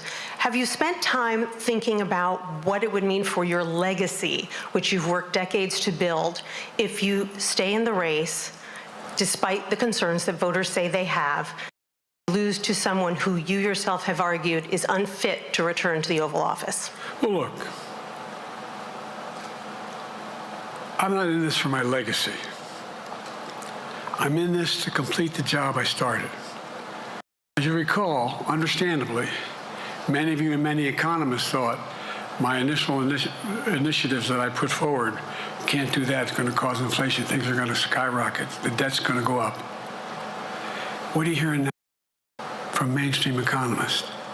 16 economic Nobel laureates said I've done a hell of a job. That under my plans so far and what's going to happen in the future if I'm reelected, we're going to get much better. Our economy is growing. I was determined when I got elected to stop the trickle-down economic theory, that if the wealthy did very well, everybody else would do well. My dad was a well-read. I don't remember much trickling down on his kitchen table. Middle-class people and working-class people need help. And so what happened is I decided to was able to implement as president what I believed when I was a senator. And that is that the way to build this economy is from the middle out and the bottom up. That way we grow the economy. And the wealthy still do very well. They do fine. And guess what? Mainstream economists have said we haven't done well. What have we not done that isn't working right now? And so we got more to do, though. We got to finish the job. And by the way, I come from the corporate state of the world. Delaware has more corporations, registered in Delaware than every other state in the nation combined. I'm not anti-corporate, but corporate profits have doubled since the pandemic. Doubled. It's time things get back in order a little bit. It's time, for example, if I'm reelected, we're going to make sure that rents are kept at 5% increase of corporate rents for apartments and the like and homes are limited to 5%. We're going to make a lot of changes that I've been talking about because we're going to continue to grow this economy. And by the way, remember how I got so roundly criticized for being so pro-union, not labor, union. Well, guess what? I've been the most pro-union labor president in history. Not a joke. And guess what? We had the Treasury Department do a study. When unions do better, everybody does better. Everybody does better. And we talk about how, for example, remember when we talked about getting the computer chip industry back in the United States? Used to be 40% of the industry. We invented the chip. 40% of the industry was in the United States. And former presidents decided that the best way to do it is find the cheapest labor in the world, send the product over there and import what the product was. And so what did I do?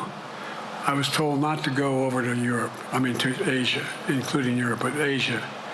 And I remember going to South Korea, convincing them to invest $20 billion in the United States to build computer chip factories.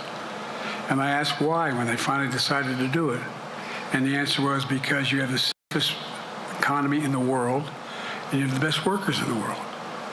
So the whole idea here is we've invested, there's over $50 billion in investment in computer chip manufacturing just coming into being. None of you thought that would happen. None of you thought that would happen. But it's happening. It's happening. It's going to grow economies. All three, and by the way, red states and blue states. Matter of fact, there's as much in red states as blue states. I've made no distinction. So my generic point is that the idea that we can't continue to build and grow the economy, make it fairer. And like I said, from my standpoint, when the middle class does well, that's when the whole economy grows. The poor have a shot, the wealthy do well. But the wealthy got to start paying their taxes. As a follow-up, sir, you mentioned that your Vice President Kamala Harris would be ready to serve attributes and her accomplishments over the last 4 years that make her ready to serve on day one if necessary. First of all, the way she's handled the issue of freedom of women's bodies to have control over their bodies. Secondly, her ability to handle almost any issue on the board. This was a hell of a prosecutor. She was a first-rate person, and in the Senate, she was really good. I wouldn't have picked her unless I thought she was qualified to be president. From the very beginning, I made no bones about that. She is qualified to be president. That's why I picked her. Felicia Schwartz, Financial Times. Thank you, Mr. President. Presidency is the most straining job in the world, and it's 24/7. How can you say you'll be up for that next year, in 2 years, in 4 years, given the limits you've acknowledged that you have today? The limits I've acknowledged I have? There's been reporting that you've acknowledged that you need to go to bed earlier and your evening around 8. That's not true. Look, what I said was, instead of my every day starting at 7 and going to bed at midnight, it'd be smarter for me to pace myself a little more. And I said, for example, the 8, 7, 6 stuff, instead of starting a fundraiser at 9 o'clock, start at 8 o'clock. People get to go home by 10 o'clock.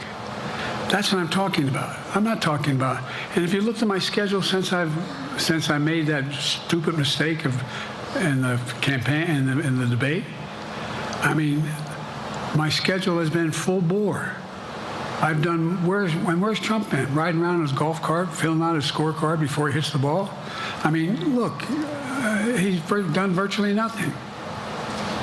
And I have, I don't know how many, don't hold me to it, roughly 20 major events.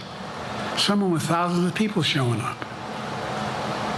And so I just think it's better. I always have an inclination, whether I was playing sports or doing politics, just to keep going, not stop. I just got to pace myself a little more. Pace myself. And the next debate, I'm not going to be traveling into 15 time zones a week before. Anyway, that's what it was about. That's what it was about. And by the way, even with that, I love my staff, but they add things all the time. At the very end, I'm catching hell from my wife for that. Anyway,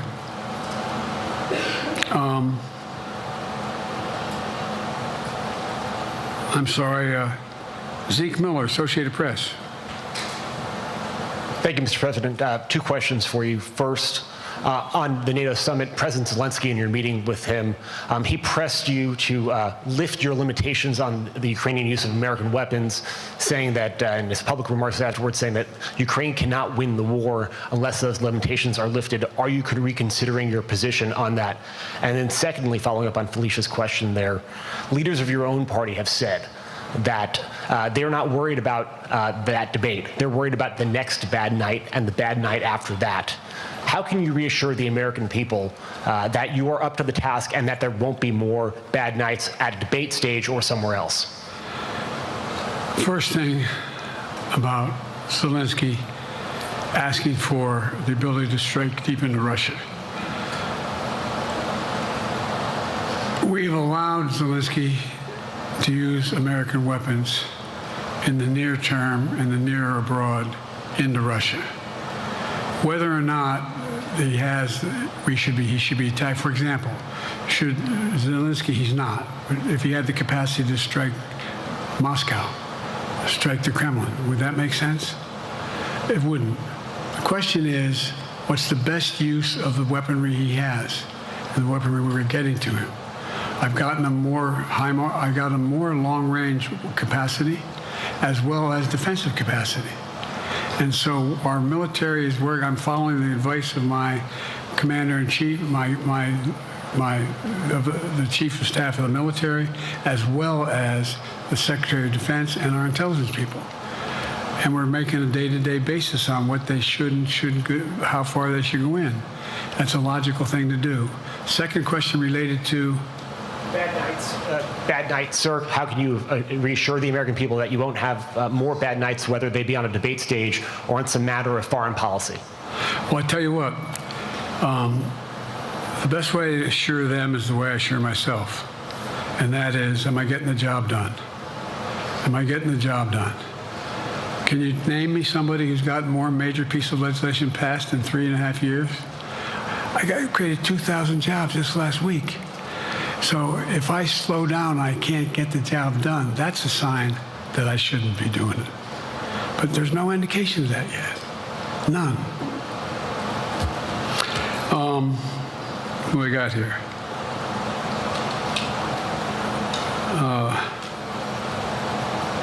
Merrick, Pulaski Radio. Thank you, Mr. President. How are you? I'm well. The elections in the US have consequences around the world.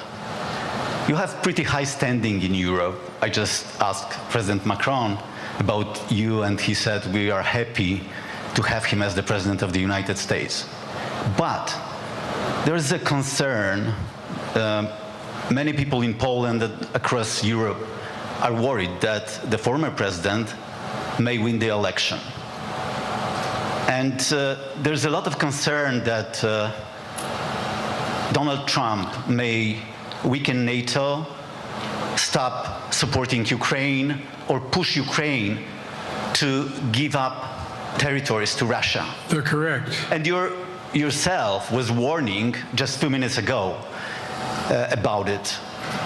So my question is, do you think that Europe will be left on its own if Donald Trump wins the election? And what's your advice to European leaders to prepare for possible US disengagement? Well, look, I think, how can I say this without sounding too self-serving? I'm not having any of my European allies come up to me and say, Joe, don't run. What I hear them say is, you've got to win. You can't let this guy come forward. It'd be a disaster. It'd be a disaster. I mean, I think he said in one of his rallies, don't hold me to this, recently, where NATO, I just learned about NATO or something to that effect. Foreign policy has never been his strong point. And he seems to have an affinity to people who are authoritarian. That worries, as I tell you from Poland, that worries Europe. That worries Poland. And nobody, including the people of Poland, think that if he wins in Ukraine, he's going to stop in Ukraine, that that's going to be the end of it.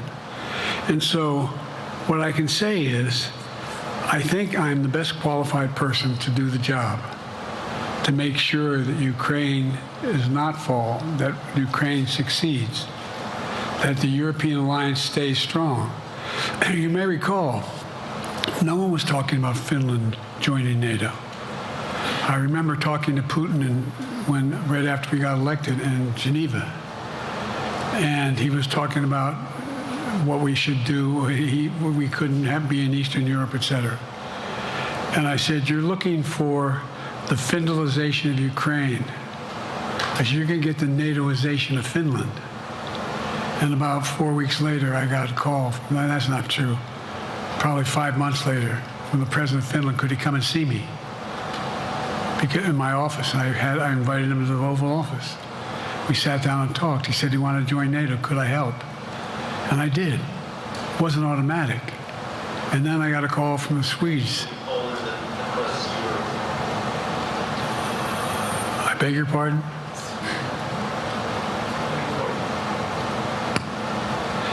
And so Finland joined NATO, 800-mile border is a significant, and they were already allies, but they weren't part of NATO. And you heard, I think you heard, maybe, I can't recall whether he said it publicly in our closed meeting, but he wouldn't mind being repeated. He said, we decided in Finland, the people of Finland decided they had to be part of NATO. It was in our interest because of the joint ability to be together, to dissuade any attack on Finland. And the same thing with Sweden. It took a lot of selling to some folks, particularly in Turkey and other places, to agree to the expansion. But it expanded. And we're a hell of a lot stronger because of it. We're more secure because of it. And by the way, I was able to get 50 other nations, 50, to support Ukraine. 50. And we were able to bring about a coalition of Europe and Asia, Japan and South Korea. I just met we talked about AUKUS, and we talked about the relationship between Australia, New Zealand, Japan, South Korea, the United States. We're making the world safer and stronger because we have to deal with the new arrangement that exists in the world. The Cold War is over. The post-war era is over. What is going to replace it? And I respectfully suggest I have a pretty good idea what that should be. I've convinced a lot of people to follow it, and we're just going to get stronger. David Sanger, Where's it? Thank you, Mr. President. Be nice, David. Mr. President, the NATO declaration that was issued yesterday was very notable because it described China as a decisive enabler of the war in Ukraine for its provision of critical goods to the Russians. That's part of a broader partnership that seems to have cemented in place in the past 2 or 3 years. I think one that you were a little bit doubtful of when we asked you about it some time ago. So I'd be interested to know whether you have a strategy now of trying to interrupt the partnership between China and Russia, and whether or not in a second term you would pursue that, if you could describe that strategy to us. And along the way, could you also tell us whether you think, just to follow up on Felicia's question, that if you were in a room with Vladimir Putin again, the way you were 3 years ago, or with President Xi, that a few years from now you will be able to go negotiate with them, handle them one-on-one? Well, the first part of your question is, we discussed and I raised in the NATO summit, and others raised, the future of China's involvement, what they're going to do. What they're doing with Russia in terms of accommodating, facilitating, they're getting access to additional, they're not supplying weapons themselves, they're supplying mechanisms for them to be able to get weapons. And China's position is basically, and I've spent more time with Xi Jinping than any world leader has, over 90 hours since being vice president all the way through, for real. And by the way, I handed all my notes. But my point is that she believes that China is a large enough market that they can entice any country, including European countries, to invest there in return for commitments from Europe to do A, B, C, or D, or not to do certain things. What's happened is we had a long discussion about what we have to make clear, China has to understand that if they are supplying Russia with information and capacity, along with working with North Korea and others to help Russia in armament, that they're not going to benefit economically as a consequence of that by getting the kind of investment they're looking for. And so, for example, we're in a situation where we've reestablished direct contact with China after that, remember the balloon, quote unquote, going down, and all of a sudden things came to an end? Well, we set up a new mechanism. There's a direct line between Xi and me, and our military has direct access to one another, and they contact one another when we have problems.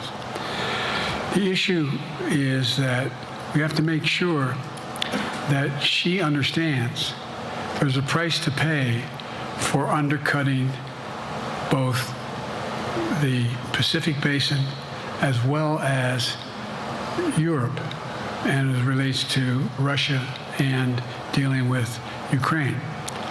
And so for example, if you want to invest in China, as you know this area really well, if you want to invest in China, you have to have a 51% Chinese owner.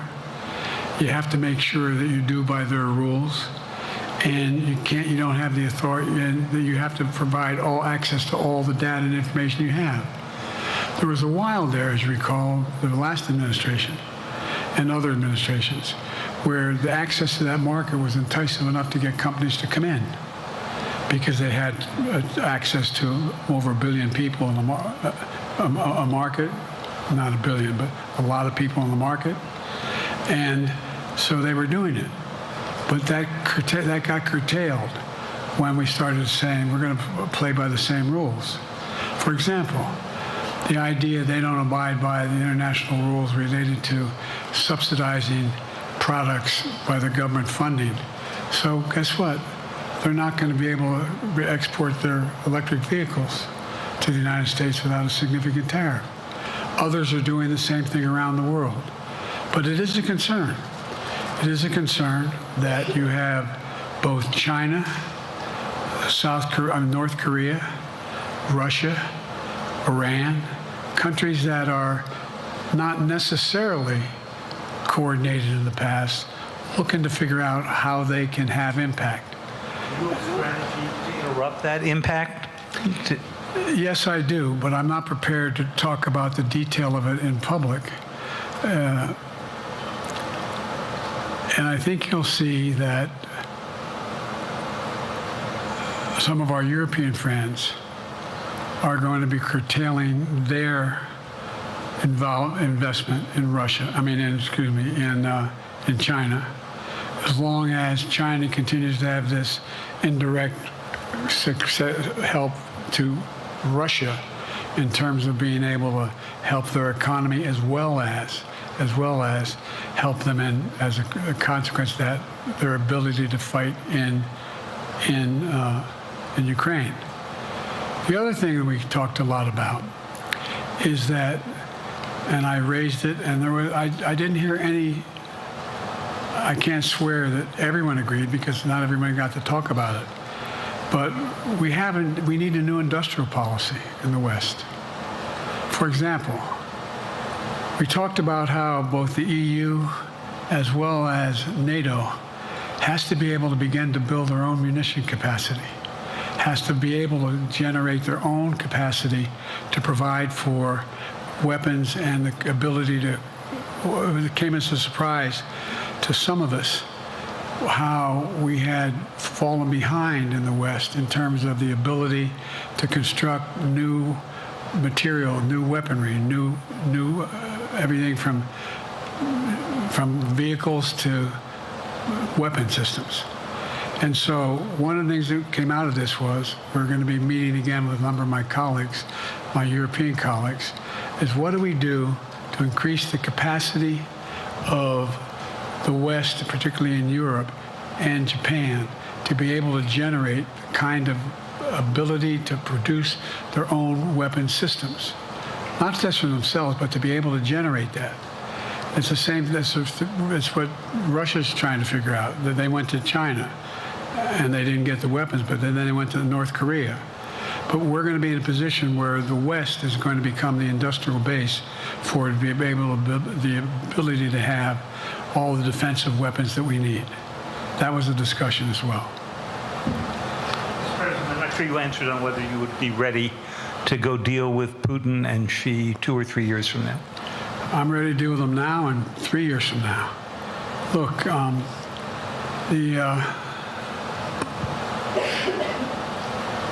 like I said, I'm dealing with Xi right now and direct contact with him. I have no good reason to talk to Putin right now. There's not much that he is prepared to do in terms of accommodating any change in his behavior. But there isn't any world leader I'm not prepared to deal with. But I understand the generic point is Putin ready to talk? I'm not ready to talk to Putin unless Putin's ready to change his behavior. And the idea, look, Putin's got a problem. First of all, in this war that he is supposedly have won, and by the way, I think, don't hold me to the exact number, but I think that Russia had 17.3% of Ukraine that they've conquered. Now it's 17.4. I mean, in terms of percentage of territory. They've not been very successful. They've caused horrible damage and loss of life. But they've also lost over 350,000 troops, military, killed or wounded. They have over 1 million people, particularly young people with technical capability, leaving Russia because they see no future there. They've got a problem. But what they do have control of is they are very good at controlling and running the public outcry that relates to how they use mechanisms to communicate with people. They lie like hell through the constituencies. They lie like hell about what's going on. And so the idea that we're going to be able to fundamentally change Russia in the near term is not likely. But one thing for certain, If we allow Russia to succeed in Ukraine, they're not stopping in Ukraine. I recommend, I know you know this because you've written about it, read Putin's speech after they moved in, what it was all about in Kyiv. It wasn't about just, anyway, read what his objective is. And anyway, but so I think that I'm prepared to talk to any leader who wants to talk, including if Putin called me and wanted to talk. Last time I talked to Putin was trying to get him to work on an arms control agreement related to nuclear weapons in space. That didn't go very far. So my point is, I'm prepared to talk to anybody, but I don't see any inclination. There is an inclination on the part of the Chinese to keep in contact with me because they're not sure where this all goes. And look what's happened in Asia. We have strengthened the Asian Pacific area more than anyone else has. We just put together with, today I brought on, I asked our NATO allies that we bring on the group from the South Pacific, Australia, New Zealand, Japan, Australia. I already mentioned Australia. And I met twice now, I think, with the 14 leaders of the Pacific Island nations. And we've slowed down what's going on there. We've slowed down China's reach. But there's a lot of work to do. This is a moving target, and I don't take it lightly. Assam from NPR. Thank you, Mr. President. Asma Khalid with NPR. I have two questions. Earlier, you spoke about the ceasefire plan between Israel and Hamas. We're now looking at 10 months of war, and I'm curious if there's anything that you feel personally you wish you would have done differently over the course of the war. And then secondly, if I may, I wanted to ask you about your presidential campaign. I remember covering your campaign in 2020, and there was a moment where you referred to yourself as a, quote, bridge candidacy, a transition to a younger generation of leaders. I want to understand what changed. Two things. Let's go back to when you talked about would I have changed anything that's happening with Israel and the Palestinians and the Palestinian movement. The answer is, as you recall, from the very beginning, I went to Israel, but I also got immediate contact with al-Sisi in Egypt. I met with the King of Jordan. I met with most of the Arab leaders to try to get a consensus going as to what had to be done to deal with getting more aid and food and medicine into the Gaza Strip. And we pushed it really hard. And Israel occasionally was less than cooperative, number one. The Israeli War Cabinet, I've been dealing with Israel since Golda Meir. Some of the reporters around here come here all the time and heard me say this. The first time I met with Golda Meir, I sat across from her at her desk, and her assistant was Rabin sitting next to me. That's how far back I go. I know Israel well, and I support Israel. But this war cabinet is one of the most conservative war cabinets in the history of Israel. And there's no ultimate answer other than a two-state solution here. And so what was able to be done in terms of the plan I put together was it would be a process for a two-state solution. And we get the Arab nations to, particularly from Egypt all the way to Saudi Arabia, to be in a position where they would cooperate in the transition so that they could keep the peace in Gaza without Israeli forces staying in Gaza. The question has been from the beginning, what's the day after in Gaza? And the day after in Gaza has to be, the end of the day after has to be no occupation by Israel on the Gaza Strip, as well as the ability for us to get in and out as rapidly as you can, all that's needed there. I've been disappointed that some of the things that I've put forward have not succeeded as well, like the port reattached from Cyprus. I was hopeful that would be more successful.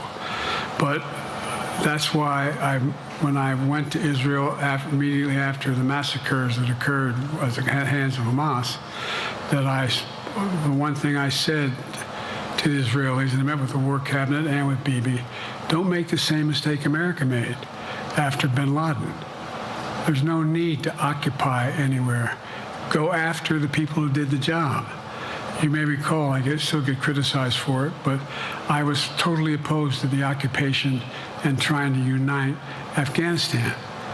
Once we got bin Laden, we should have moved on, because it was not in our. No one's ever going to unite that country.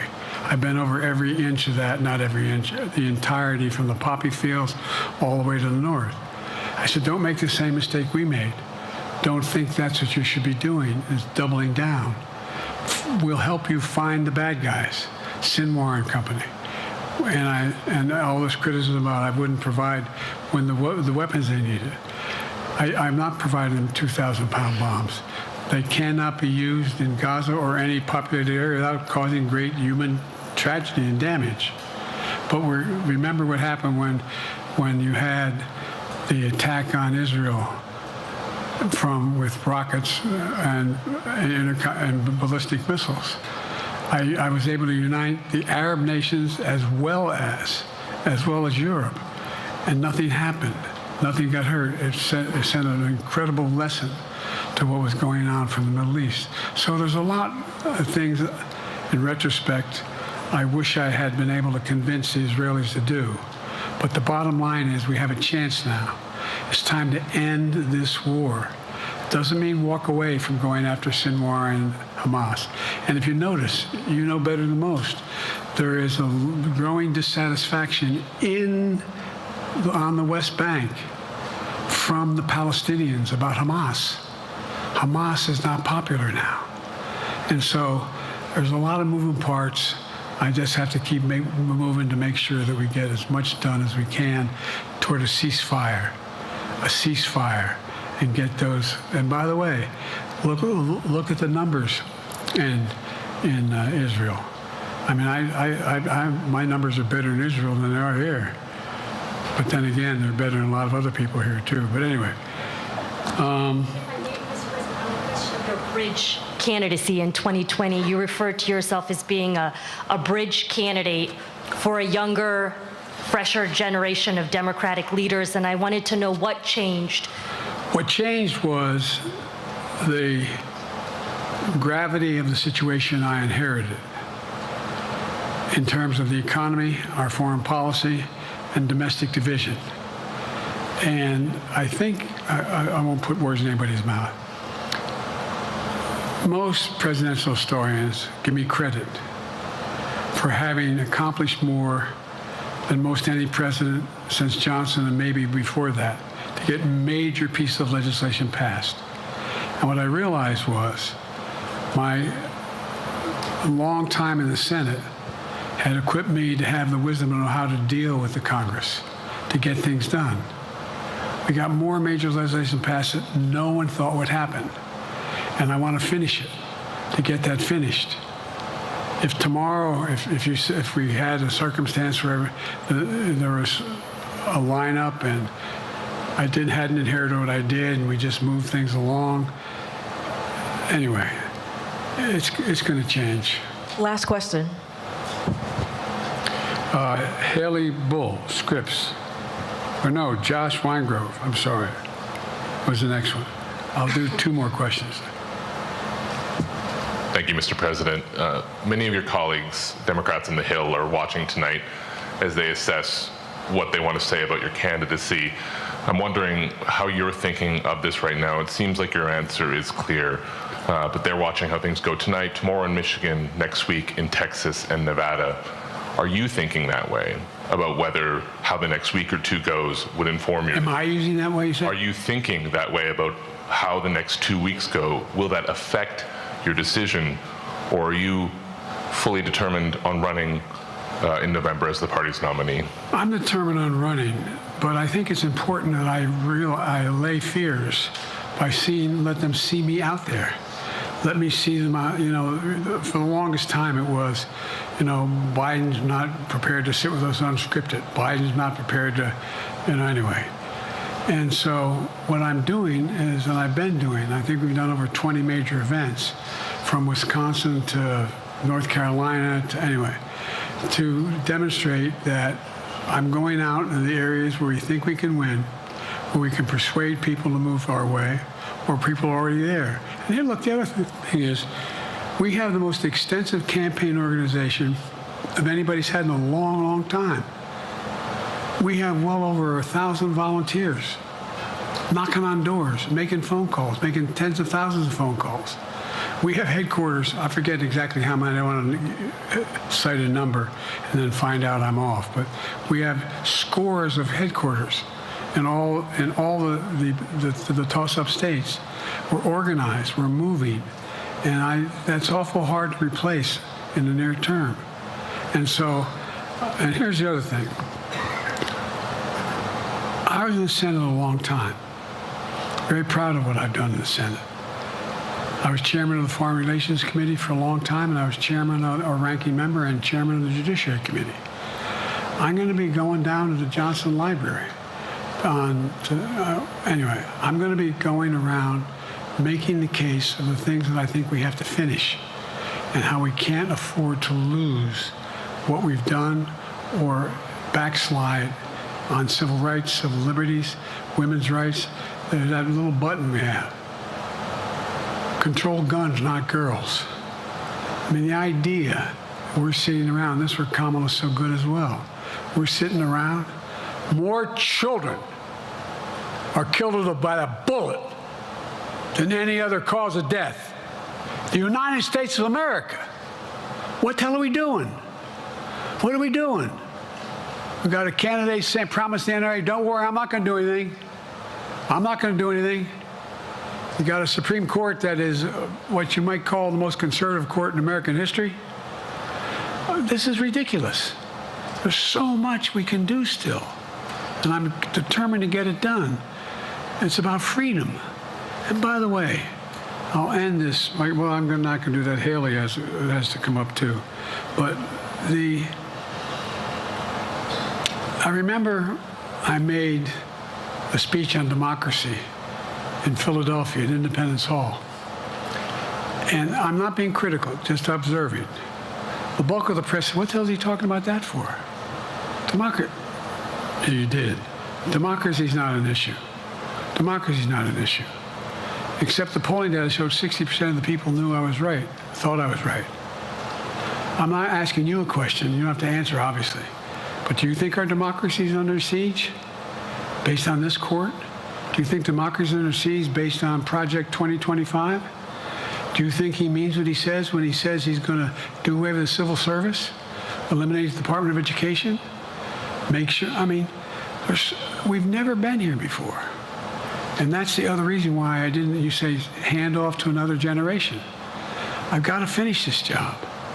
I've got to finish this job because there's so much at stake.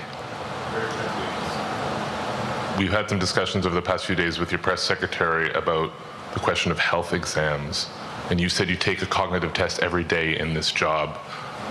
Are you open to taking another physical or test before the election? Governor Whitmer of Michigan, for instance, said it wouldn't hurt to take a test. Well, look, two things. One, I've taken 3 significant and intense neurological exams by a neurologist. In each case, as recently as February. And they say I'm in good shape, okay? Although I do have a little problem with my left foot because it's not as sensitive because I broke my foot and didn't wear the boot. But I'm good. I'm tested every single day about my neurological capacity to do decisions I make every day. You talk to my staff, all of you talk to my staff. Sometimes my staff talks a lot. But the fact of the matter is, I don't think you have them telling you that all the major ideas we've undertaken haven't been in part initiated by me. I remember with the staff, I said, I'm going to go to South Korea. We're going to get the chip. What are you doing? I'm going to get Japan and Korea back together again after essentially having hostilities toward one another since the end of World War II. I'm going to move and see that we can expand it. You know, the only thing age does is helping with it, creates a little bit of wisdom if you pay attention. And so the point I'm making is, I think it's important that if the neurologist tells me he thinks I need another exam, and by the way, I've laid every bit of the record out. Hadn't hidden a thing. You ought to ask Trump for his, okay? I laid it all out. And every single day I'm surrounded by good docs. If they think there's a problem, I promise you, or even if they don't think it's a problem, they think I should have a neurological exam again, I'll do it. But no one's suggesting that to me now. And I'll ask you another question. No matter what I did, no one's going to be satisfied. Did you have 7 docs? Did you have 2? Who'd you have? Did you do this? How many times did you? So I am not opposed if my doctors tell me I should have another neurological exam, I'll do it. But that's where I am. Haley Bull, Scripps. Thank you, Mr. President. You said you're making decisions on a day-to-day basis when it comes to support for Ukraine. Does that mean you have not closed the door on further considering lifting restrictions for U.S.-made weapons inside Russia? And if I may, your convention is coming up where your delegates are pledged to make you the official nominee. If they have second thoughts, are they free to vote their conscience? Obviously, they're free to do whatever they want, but I get overwhelming support. Overwhelming support. I won, I forget how many votes I won in the primary. Overwhelming. And so tomorrow, if all of a sudden I show up at the convention, everybody says, we want somebody else, that's the democratic process. It's not going to happen. Even if that means they vote for someone else? Sure. Look, I'll end this with this. I served in the Senate a long time. I understand the impetus of candidates running for local office and whether they think the top if they can help them or not. In my state of Delaware, which was a very, at least it was a red state when I started, in terms of where you now talk red and blue.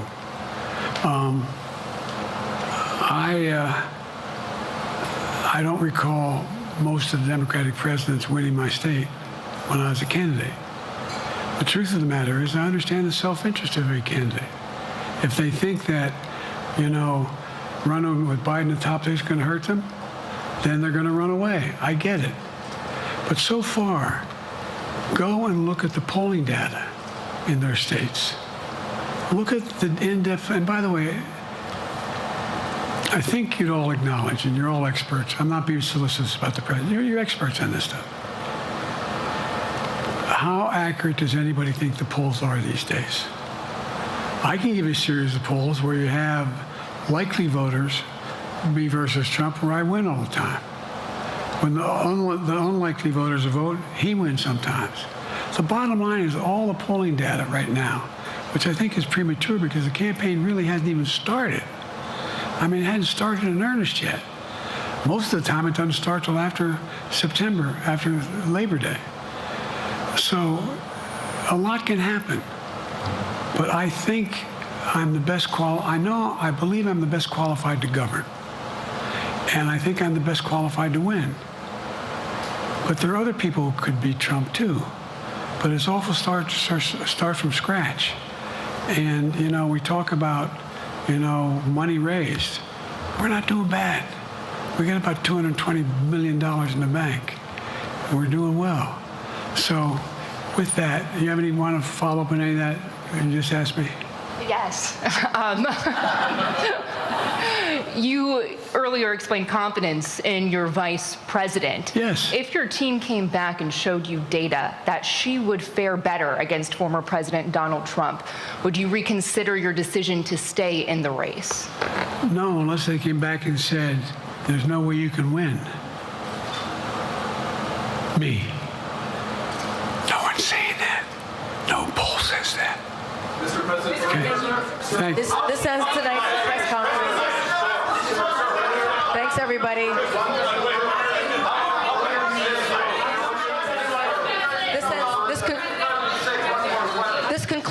respectfully, earlier you misspoke in your opening answer. You referred to Vice President Harris as Vice President Trump. Right now, Donald Trump is using that to mock your age and your memory. How do you combat that criticism from tonight? Listen to him. This concludes tonight's press conference. Thank you, everybody. Thanks, everyone. More than 40 minutes. President Joe Biden. More than 40 minutes. President Joe Biden answering questions there. Members of the media, if you wanted to see what a real president looks like, what you just saw there, Dr. Greg Carr, was a foreign policy expert methodically walking through something Donald Trump could never do. Rolling. Everybody. That's right. I mean, I'm really trying hard not to cuss right now. But what the F are we talking about? This fool, who was that, Rolling? Peter Alexander? Yeah, Peter Alexander. He stood his funky ass up. Now, 40 minutes. And this is probably a reference most people won't get unless you're an old movie buff. They call it Capricorn, right? It's a Wonderful Life. He had a movie called Mr. Smith Goes to Washington. Jimmy Stewart played a congressman. The corrupt Congress people in Congress trying to put him out. He went to the floor and did a filibuster, and as the news got out, the public turned against these other people. He just gave a mini version of that. It wasn't a drop dead. He had people to call on. I think it was a brilliant move to get the lady from NPR had the hijab on to ask him about Palestine and to ask him about legacy. He answered every question, knocked it out the box with detail. This fool gets up at the end and says something about this racist brain-addled. Biden even got Project 2025 in. And here come Peter Alexander. Think about, you said Trump, Steve Harris. What do you mean? And the perfect answer, unscripted, while his staff's trying to get him off stage after he smiles, that smile that you said, we all said 2 weeks ago he should have been giving to Trump the whole time. What does Joe Biden say? Listen to him. And walks out, drops the mic. Anybody, look, if you know something Axelrod or Pluff, if you know something Chocolate Wonder Obama, if you know something James Carville, if you know something Movie Boys, Reiner and George Clooney, if you know something Big Gretch, if you know something Gavin Newsom about Joe Biden's health or something that we don't know, it's time to talk. Other than that, shut the fuck up, Nancy Pelosi, all of y'all, be quiet, because we're not listening anyway, but y'all gonna stop this bullshit. And if you keep it going after tonight, then we know that you're not only dishonest, you're against us too. L. Joy, okay, he said Vice President Trump instead of Vice President Harris. Later he talks about her. Okay, and. I mean, okay, he said that. The man started going through China, Japan, start walking through countries. We negotiated this, and this. Give me a break. Yeah, and to make the connection, what you said earlier in talking about some of the data where people watched the debate and, did he have gas and things of that nature and a bit slower than people are used to either him responding or wanting people to respond? Yes, but more importantly, people saw that he was able to speak to policy. Here, he was able to focus on foreign policy, which we know he has the greatest strength in this contest in general. And so people are able to put aside a gaffe here or there. It reminded me, Roland, of when your mom is calling you and she called all the siblings before she gets to your name. Listen. I got 9 nieces. I got 4 nephews. All right. I can't tell you. So my sister Levita has 4 kids. Okay. Her oldest daughter is Chloe. Her other daughter is Faith. I'll be like, Chloe, I'm like, you know who the hell I'm talking to? Yeah. But we make fun of my mom all the time. She'd be like, Joy, Tiffany, Kara, and this is like, Mom, I am not Tiffany, right? So we get it, right? But it would be something if that was that gaffe and. But as you said, we just watched him for close to an hour stand and be responsive to questions, answer every single question, go in detail, in depth. And what more do you want? And it's reminiscent of our dearly departed Joe Madison. Is just like, do you want an orgasm? Like, what do you want? Lauren, I remember Jake Tapper saying, "Oh, he needs to stand up there and do a 2-hour news conference." Dude, come on. And again, you watched him methodically walk through negotiating with world leaders. Let's be perfectly clear to all of the debate people. Donald Trump could never do what we just watched. Yeah, well, that's obvious. I mean, it's obvious that Donald Trump could never do any of that. He can't answer any questions on foreign policy, period. Certainly nothing in depth on China or Russia or anything else. And that's why the media has to be indicted in this moment, particularly the New York Times, the butthurt emails, New York Times, that's always trying to figure out a way to divert everybody's attention onto something that is beside the point of the fact that we have an extremely dangerous person running for president as the Republican nominee, which is something they begrudgingly bring up. And I'm still confused as to whether or not Joe Kahn or anybody else at the New York Times really cares about the First Amendment, saving our democracy, and protecting us from fascism under Donald Trump, which they have declared they're going to do in a 900-page document. And instead, the New York Times has chosen to invest itself in whatever they need to invest itself in to make money and get clicks to a website. That's what I think they're doing. It's extremely, of course, hard to verify that, but every move that they make is in that direction. And, as for this press conference tonight, there were a few really good questions in there. The journalist that asked the bridge question, you said you were the bridge candidate. That was the NPR reporter.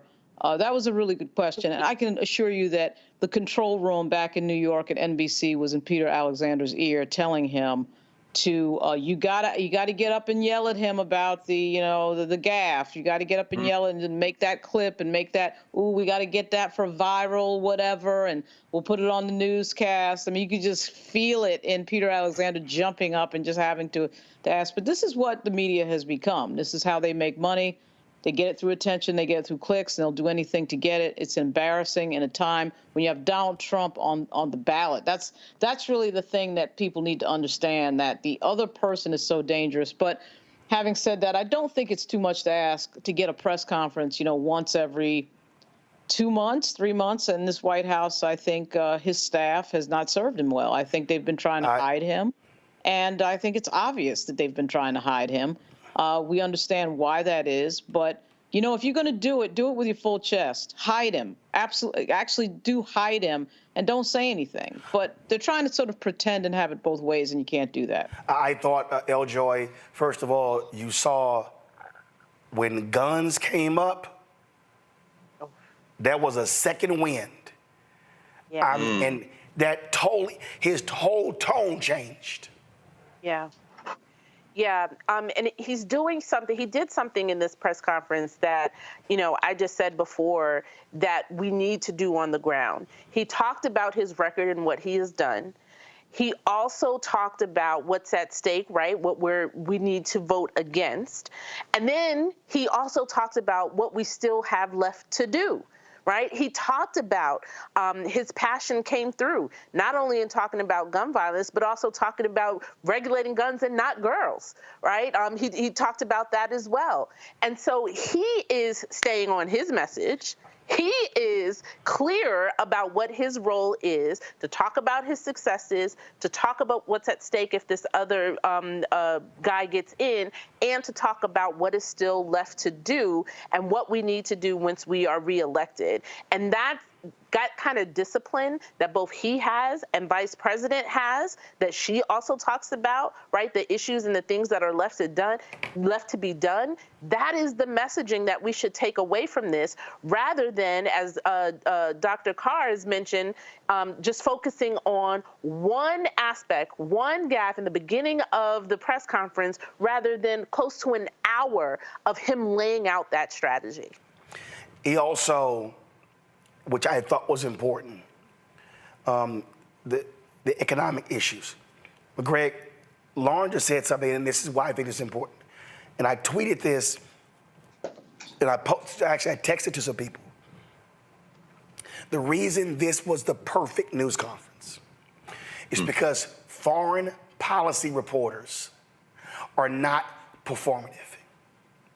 That's right. What Lauren said about Peter Alexander, that's White House correspondents.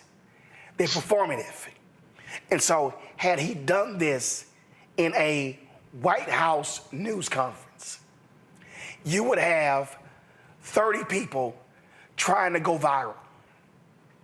You would have networks wanting to compete with the gotcha question. But you had people who asked questions about Poland, Xi in China. That's right. Russia, Japan. Those were, that to me was the difference. That's right. That was the huge difference, Roland. One of them. You know, it's no secret that many of us have deep policy differences with the Republican Party, particularly around foreign policy, probably everybody right here. But that's another day's fight. What Biden did, and you know, there'll be all kind of speculation. Maybe they'll release why it started late, but he didn't go back to the White House. He stayed right down the street from where you're sitting right now at the Walter Washington Convention Center where NATO was being held. He was on a NATO stage, that international backdrop. And when those, and you're right, calling those international reporters, Macron right now, Macronism was rejected in France last week in the election. They beat back Le Pen and that right-wing party, but now Macron is saying nobody won the election. Meaning what? Meaning that he knows that he took the L, but he's not going to concede to his left wing in France. The French reporter gets up and ties Macron in, who is saying maybe we need to back away from this American investment in NATO and beef up our military, because Macron is sounding the alarm saying Europe needs to maybe distance itself from the United States on the issue of NATO and fund our own stuff. I'm saying that because Financial Times reported today that there were people from some of these European countries who met with some former White House staffers under Trump, trying to hedge their bets in case Trump gets back in. Notice he called a reporter from the Financial Times. What you have put your finger on now is absolutely the strategy that he had. One of them, he put the international community on notice to back them off, because God knows that the four corners of the United States continent are not where the conversation ends. These people are on the phones all over the place. And at the same time, finally, and this is where I think, Eljoy, your experience as you're discussing it tonight, and of course over the arc of your work, is very important. This ground game that the Democrats always seem stupidly not to ever really dig into, leaving it to the rest of us, Black Voter Matters, everything Eljoy's been doing, and so many other people. Joe Biden may be in a stronger position now. As he said, the campaign really ain't started yet. We got the Republicans next week, the Olympics, and then the Democrats. He might be in a stronger position now because of what happened in the debate. I'm not saying he is, but consider this. Because, Eljo, I know the first time I saw you physically was when you were in South Carolina campaigning for Kamala Harris. She gets beaten in the primary. There was some ambivalence in some parts of Black communities around her. That has evaporated now. We are all in full lockstep. Y'all go to hell. Y'all trying to attack her. At the same time, they trying to attack Biden. He goes full populist. It's the elites, blah, blah, blah. That's a little taste of Bernie Sanders. And then he comes back. He doesn't erase what happened in the debate 2 weeks ago. However, what he did tonight goes a long way towards saying, what else y'all want? What else y'all got? No, I'm going to take another reporter. Stand back up. Peter, go ahead, ask that question. You know you're going to ask. Ask him. Drops the mic, walks off. He might be in a stronger position if we look back in retrospect now. Yep. Than he was before he entered that first debate 2 weeks ago. Lauren, I'll say this here. And Congressman Jim Clyburn has suggested this several times. And the Biden campaign should immediately do this.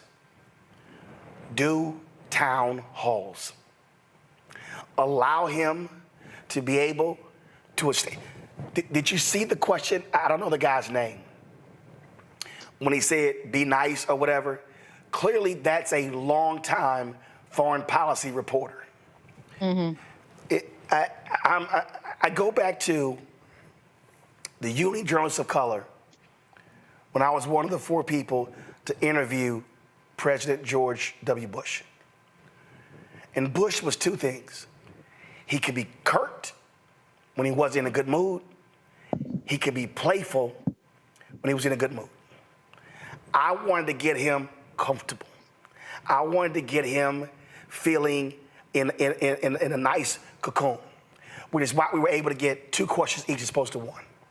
The reason I'm saying that, Joe Biden feeds off of people. And I think what they should do is say, ABC, we'll do a town hall. MSNBC, we'll do a town hall. I say they should be looking at doing 2 town halls per month. I don't know if he's going to do the debate, but the bottom line is this here. He needs to be in a situation where he can communicate and lock eyes with the voter. That to me is what the campaign should be focused on right now. Yeah, a few things. So David Sanger is the correspondent from the New York Times, Roland. The other thing is, yeah, I understand what you're saying about town halls. He does feed off of that, but I do have some conflict in trying to figure out whether or not the old Joe Biden, the State of the Union Joe Biden, is going to show up to that town hall, or the June 2017 Joe Biden is going to show up to that town hall. And if I was the person on staff, I'd be incredibly worried about that. I wouldn't. Okay, so I wouldn't. I just think that. Here's why. If you're in this, be in it. If you're in it, be in it.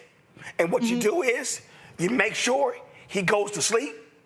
You make sure you don't overschedule. I mean, that's all controllable. It is controllable, but you do have something here where you have a clock ticking. You have a 117-day clock, right? So I would say you don't want to necessarily put anything on there that's ultra risky, because you are in a situation now where every single thing that he does is triple analyzed, as you know. And I'll just say this, as somebody who, as you know, Roland, because you helped me out tremendously with this, in 2021, I was diagnosed with breast cancer. I had to go through chemo. And when you do that, it F's up with your cognitive ability for a temporary amount of time, thank goodness. But I can remember feeling like I could not list things and recall. Of course, these are two different things. Whatever's going on with the president is not the same as that, but I know what that feeling is. And you could see it on June 27 and a little bit tonight, where the president does have some inability or difficulty with a list of things. When he has to list, he will drop out of that sentence and say something like, never mind, I'm going on too long, or something like that to sort of bail out of it. And as somebody who knows what that frustration is, after a while, I mean, it kind of reminds me of what my friends who work on Capitol Hill told me when he had gone to the annual Democratic retreat.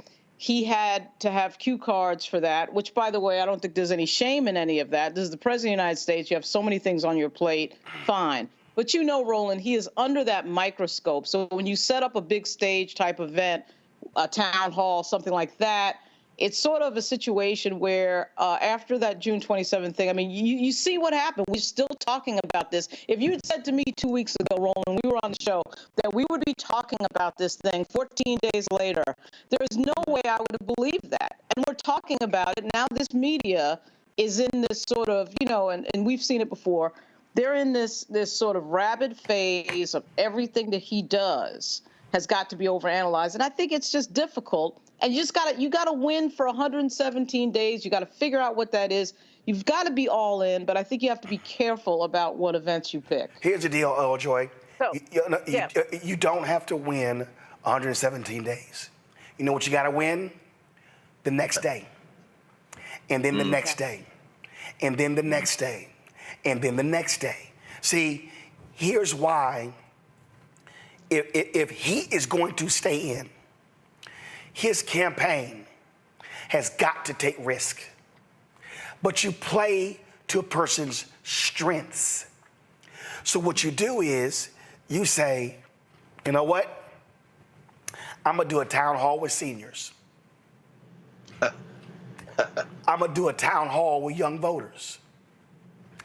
I'm going to do a town hall with, single mothers. I don't know. But the bottom line is this here. You want to put your guy in a position to where he can show his empathy. His voice is not as strong. Yeah. His voice is stronger than mine right now. His voice is not as strong. So what you do is you let Vice President Harris be the barracuda, be the prosecutor. Let her do that. You let him, that empathy, that emotion with the voter, that's how you use him. Yeah. The only thing different I would say from your suggestion, Roland, is I don't know that it should be in lockstep in partnership with the media outlets.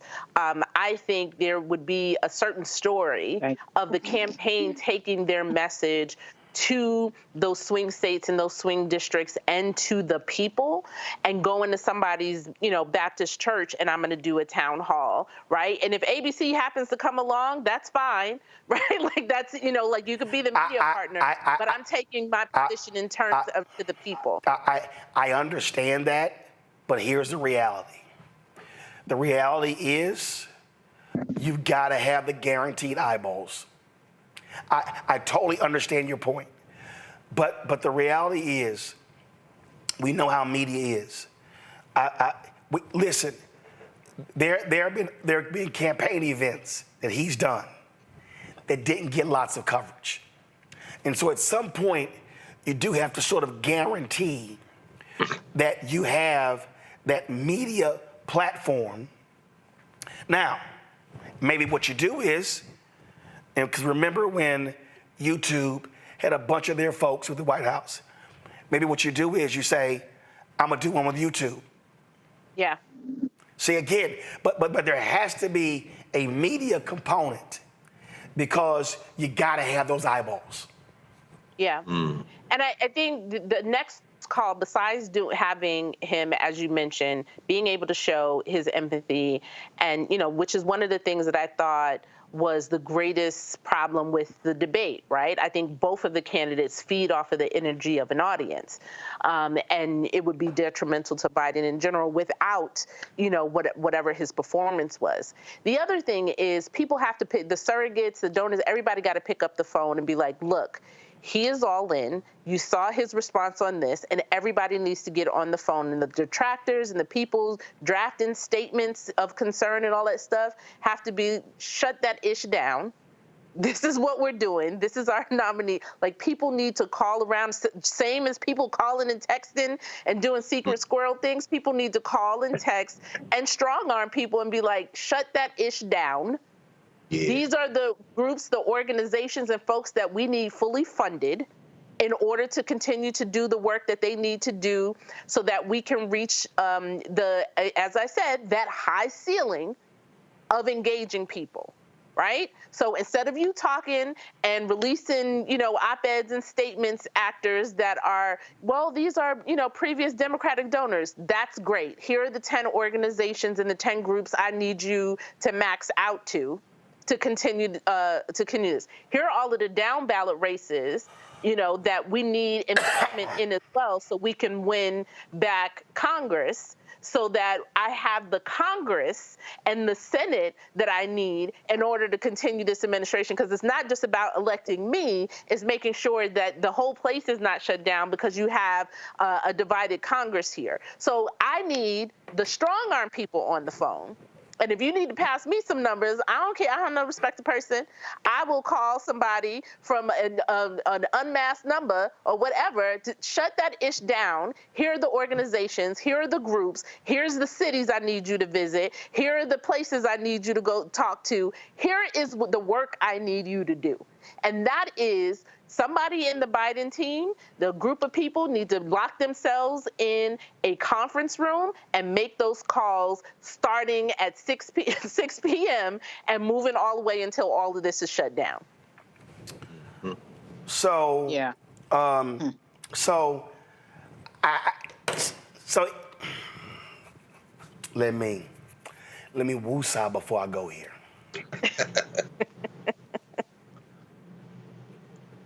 David Axelrod sent this tweet out, Greg. If what he said at the end of his presser is true, it sounds like Biden's team has not been very candid with him about what the data is showing.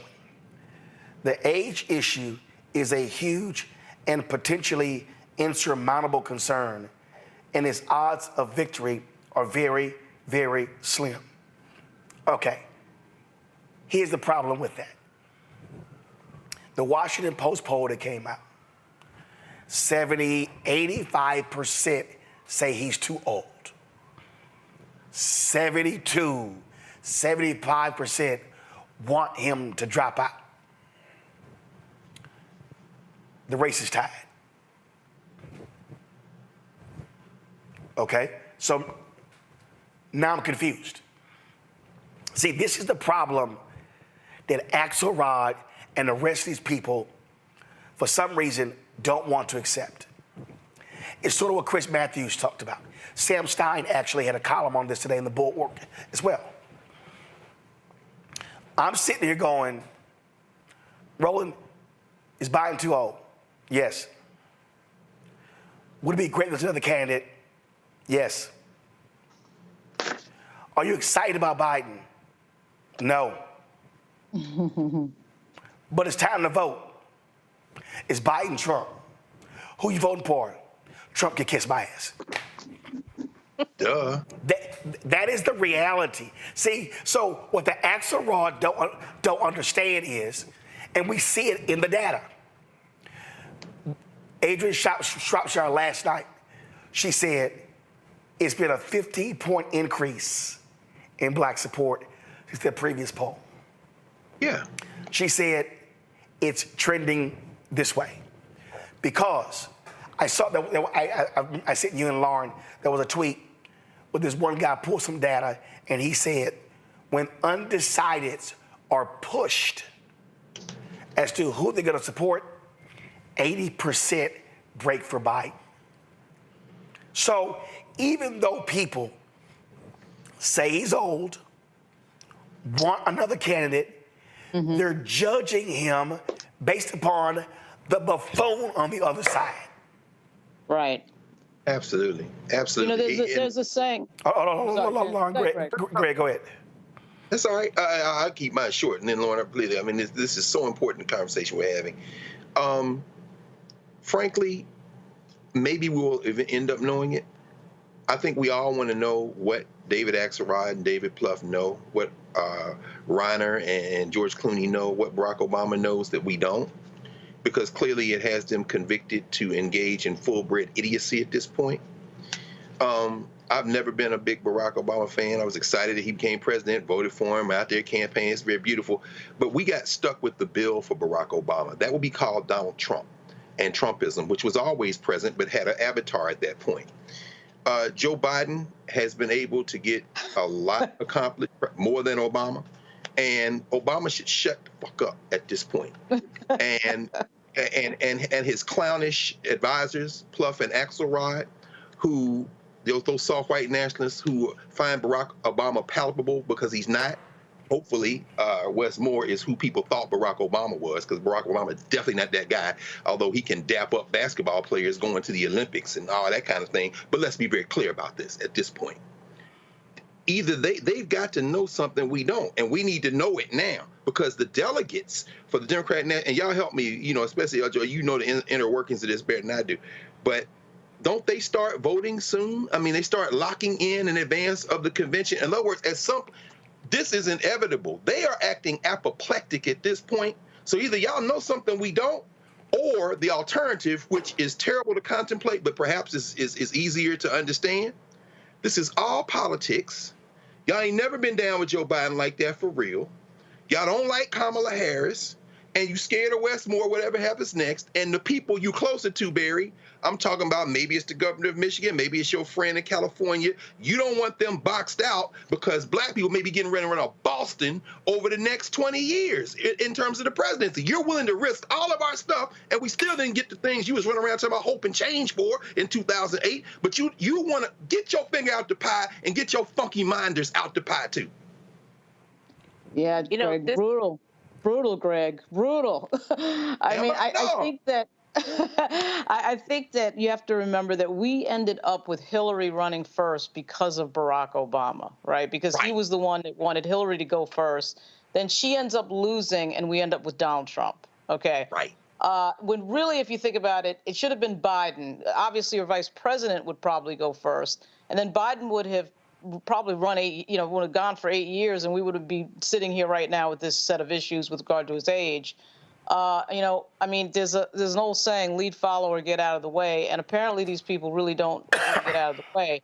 Whatever it is that they know, Greg, whatever it is that they know that they've just got to tell us, David Axelrod and James Carville and the dude bros of Obama and all these people, whatever it is, they should have known it 2 years ago, a year ago, 6 months ago, when we were deciding on delegates, when we were deciding on whether or not who was going to run again. They should have known it at least 6 months ago. And now. That's right.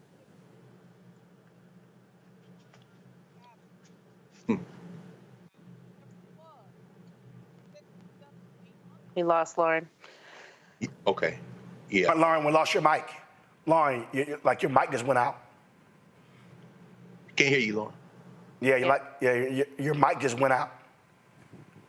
I mean, I think to her point is that a lot of this, but, remember, let's go back, because even after Biden won, the first thing in the first year or 2 years was all about, do we need to change the vice president going later? Because they were trying to hurt her chances for being the presumptive nominee. Remember, we went through a whole year and a half of, oh, she's not right for this. What is she even doing? What is the vice president, as if, the vice president role is whatever the current president says the role is, right? So there was all of that as well, and we saw that resurgence of trying to jump over her again, as people were trying to put their favorite or who they believed needed to be there, because I guess people were just mad that Black women demanded something, and we got it. So, I mean, that's how I view it. And so now, as we move forward, we've talked about this in the beginning, the complicated process. And it's not just about, as you said, Roland, how does the infrastructure and the money and everything move, but it's also, which we never ever get to talk about in presidential election cycles, is the stronghold that the two dominant parties have on ballot access for presidency in general, and which is the reason why we are at a point where there can't be an independent, candidate or anything like that, because the ballot access for a candidate to actually get on the ballot in all of the states and territories is so convoluted. There couldn't be somebody who actually fit in that position, right? So there is too much, not only at stake, but none of these people that are supposedly have an alternative, which they haven't named, also don't have a detail on the process of how they will get this done. And so you mean to tell me that you see a way in, 115 days, 117 days, that you can get a new candidate on all of the ballots in every state and territory, but not only introduce this candidate to all of the potential voters and get people to turn out and get them to have positions and policy and everything in order for them to win in 117 days? Stop playing in our face. We don't have time for this. They're just talking. Lauren, go ahead and finish your point before your mic cut out. I just think that they're just talking. I think Obama's dude bros and David Axelrod and all of these people, James Carville, who's supposed to be some genius. I mean, if you're a genius, then why didn't you figure out the candidate was going to be 81 when this campaign started? So, I mean, I'm not sure. They don't, to tell Joyce's point, it's like they don't have a plan. This is just them thrashing on TV. There's nothing here other than talking. That's it. They don't have to do the work. They don't have to do the legal work behind any of this. They don't have to knock the doors. So, I mean, with all due respect to Obama's dude bros, I don't think they know what they're talking about. Frankly, I really don't. I don't hear a plan. I just hear we have to get rid of the candidate that you were about to nominate next month. And then there's no plan B attached to it. Well, there's got to be a plan B attached to it. I mean, you can't just say get rid of the candidate and then have no plan. So I don't know what the heck they're doing, and I don't know that they do either. Meanwhile, Roland. Go ahead. Meanwhile, final Roland, comment. Yeah, meanwhile, again, we're wasting time on this when the RNC, when the Republicans have a whole voter suppression plan where they are recruiting people to be at poll sites and to make sure that they have people in order to invalidate votes and stuff. We have other things to do. Stop playing in our face and get to work. Yeah, that's right. That's right.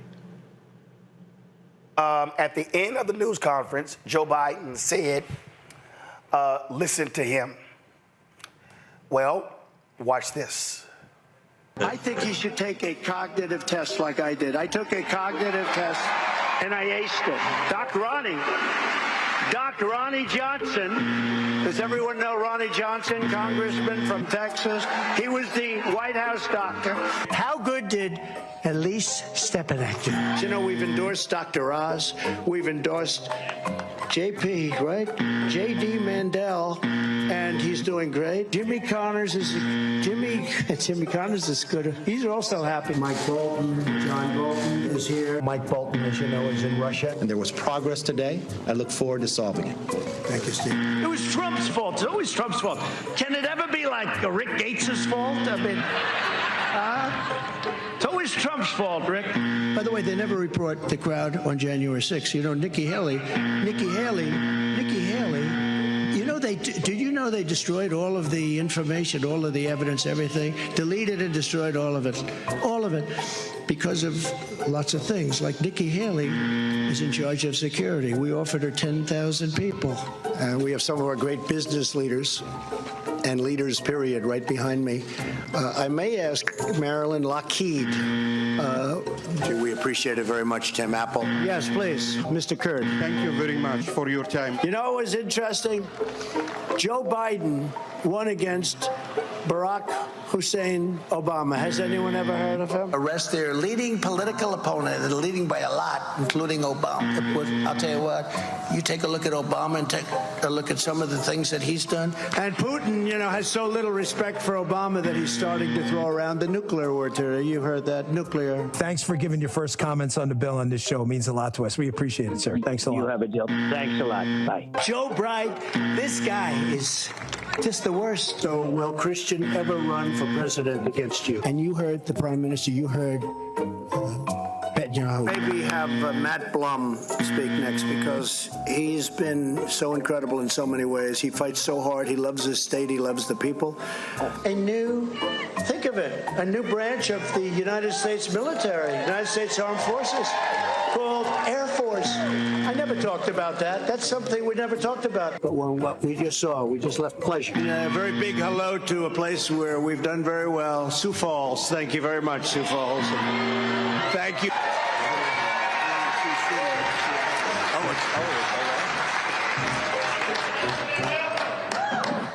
So, Sioux City, let me ask you, and the worst president in the history of our country who is cognitively impaired, we would be in World War II very quickly. The worst president in the history of our country will be a fading nightmare. He'll be a fading, I have fading memory. I think we can end on that note. Joy, Lauren, Greg, I appreciate y'all being on today's show. Christopher, Lurie as well, folks. That's it. I got to go rest my voice. Hopefully this is better tomorrow. Be sure to support us in what we do, y'all. Join the Breeden Funk Fan Club. So you're checking money order, P.O. Box 57196, Washington, D.C., 20037-0196. Cash App, $RM Unfiltered. PayPal, R Martin Unfiltered. Venmo is RM Unfiltered. Zelle, Roland at RolandSMartin.com. Roland at RolandMartinUnfiltered.com. And be sure to get the Black Star Network app. Be sure to download it. All right, folks, I'll see y'all tomorrow. Holla. Black Star Network is here. Oh, no punch! I'm real revolutionary right now. Thank you for being the voice of Black America. All momentum we have now, we have to keep this going. The video looks phenomenal. See, this difference between Black Star Network and black-owned media and something like CNN. You can't be black-owned media and be scared. It's time to be smart. Bring your eyeballs home. You dig?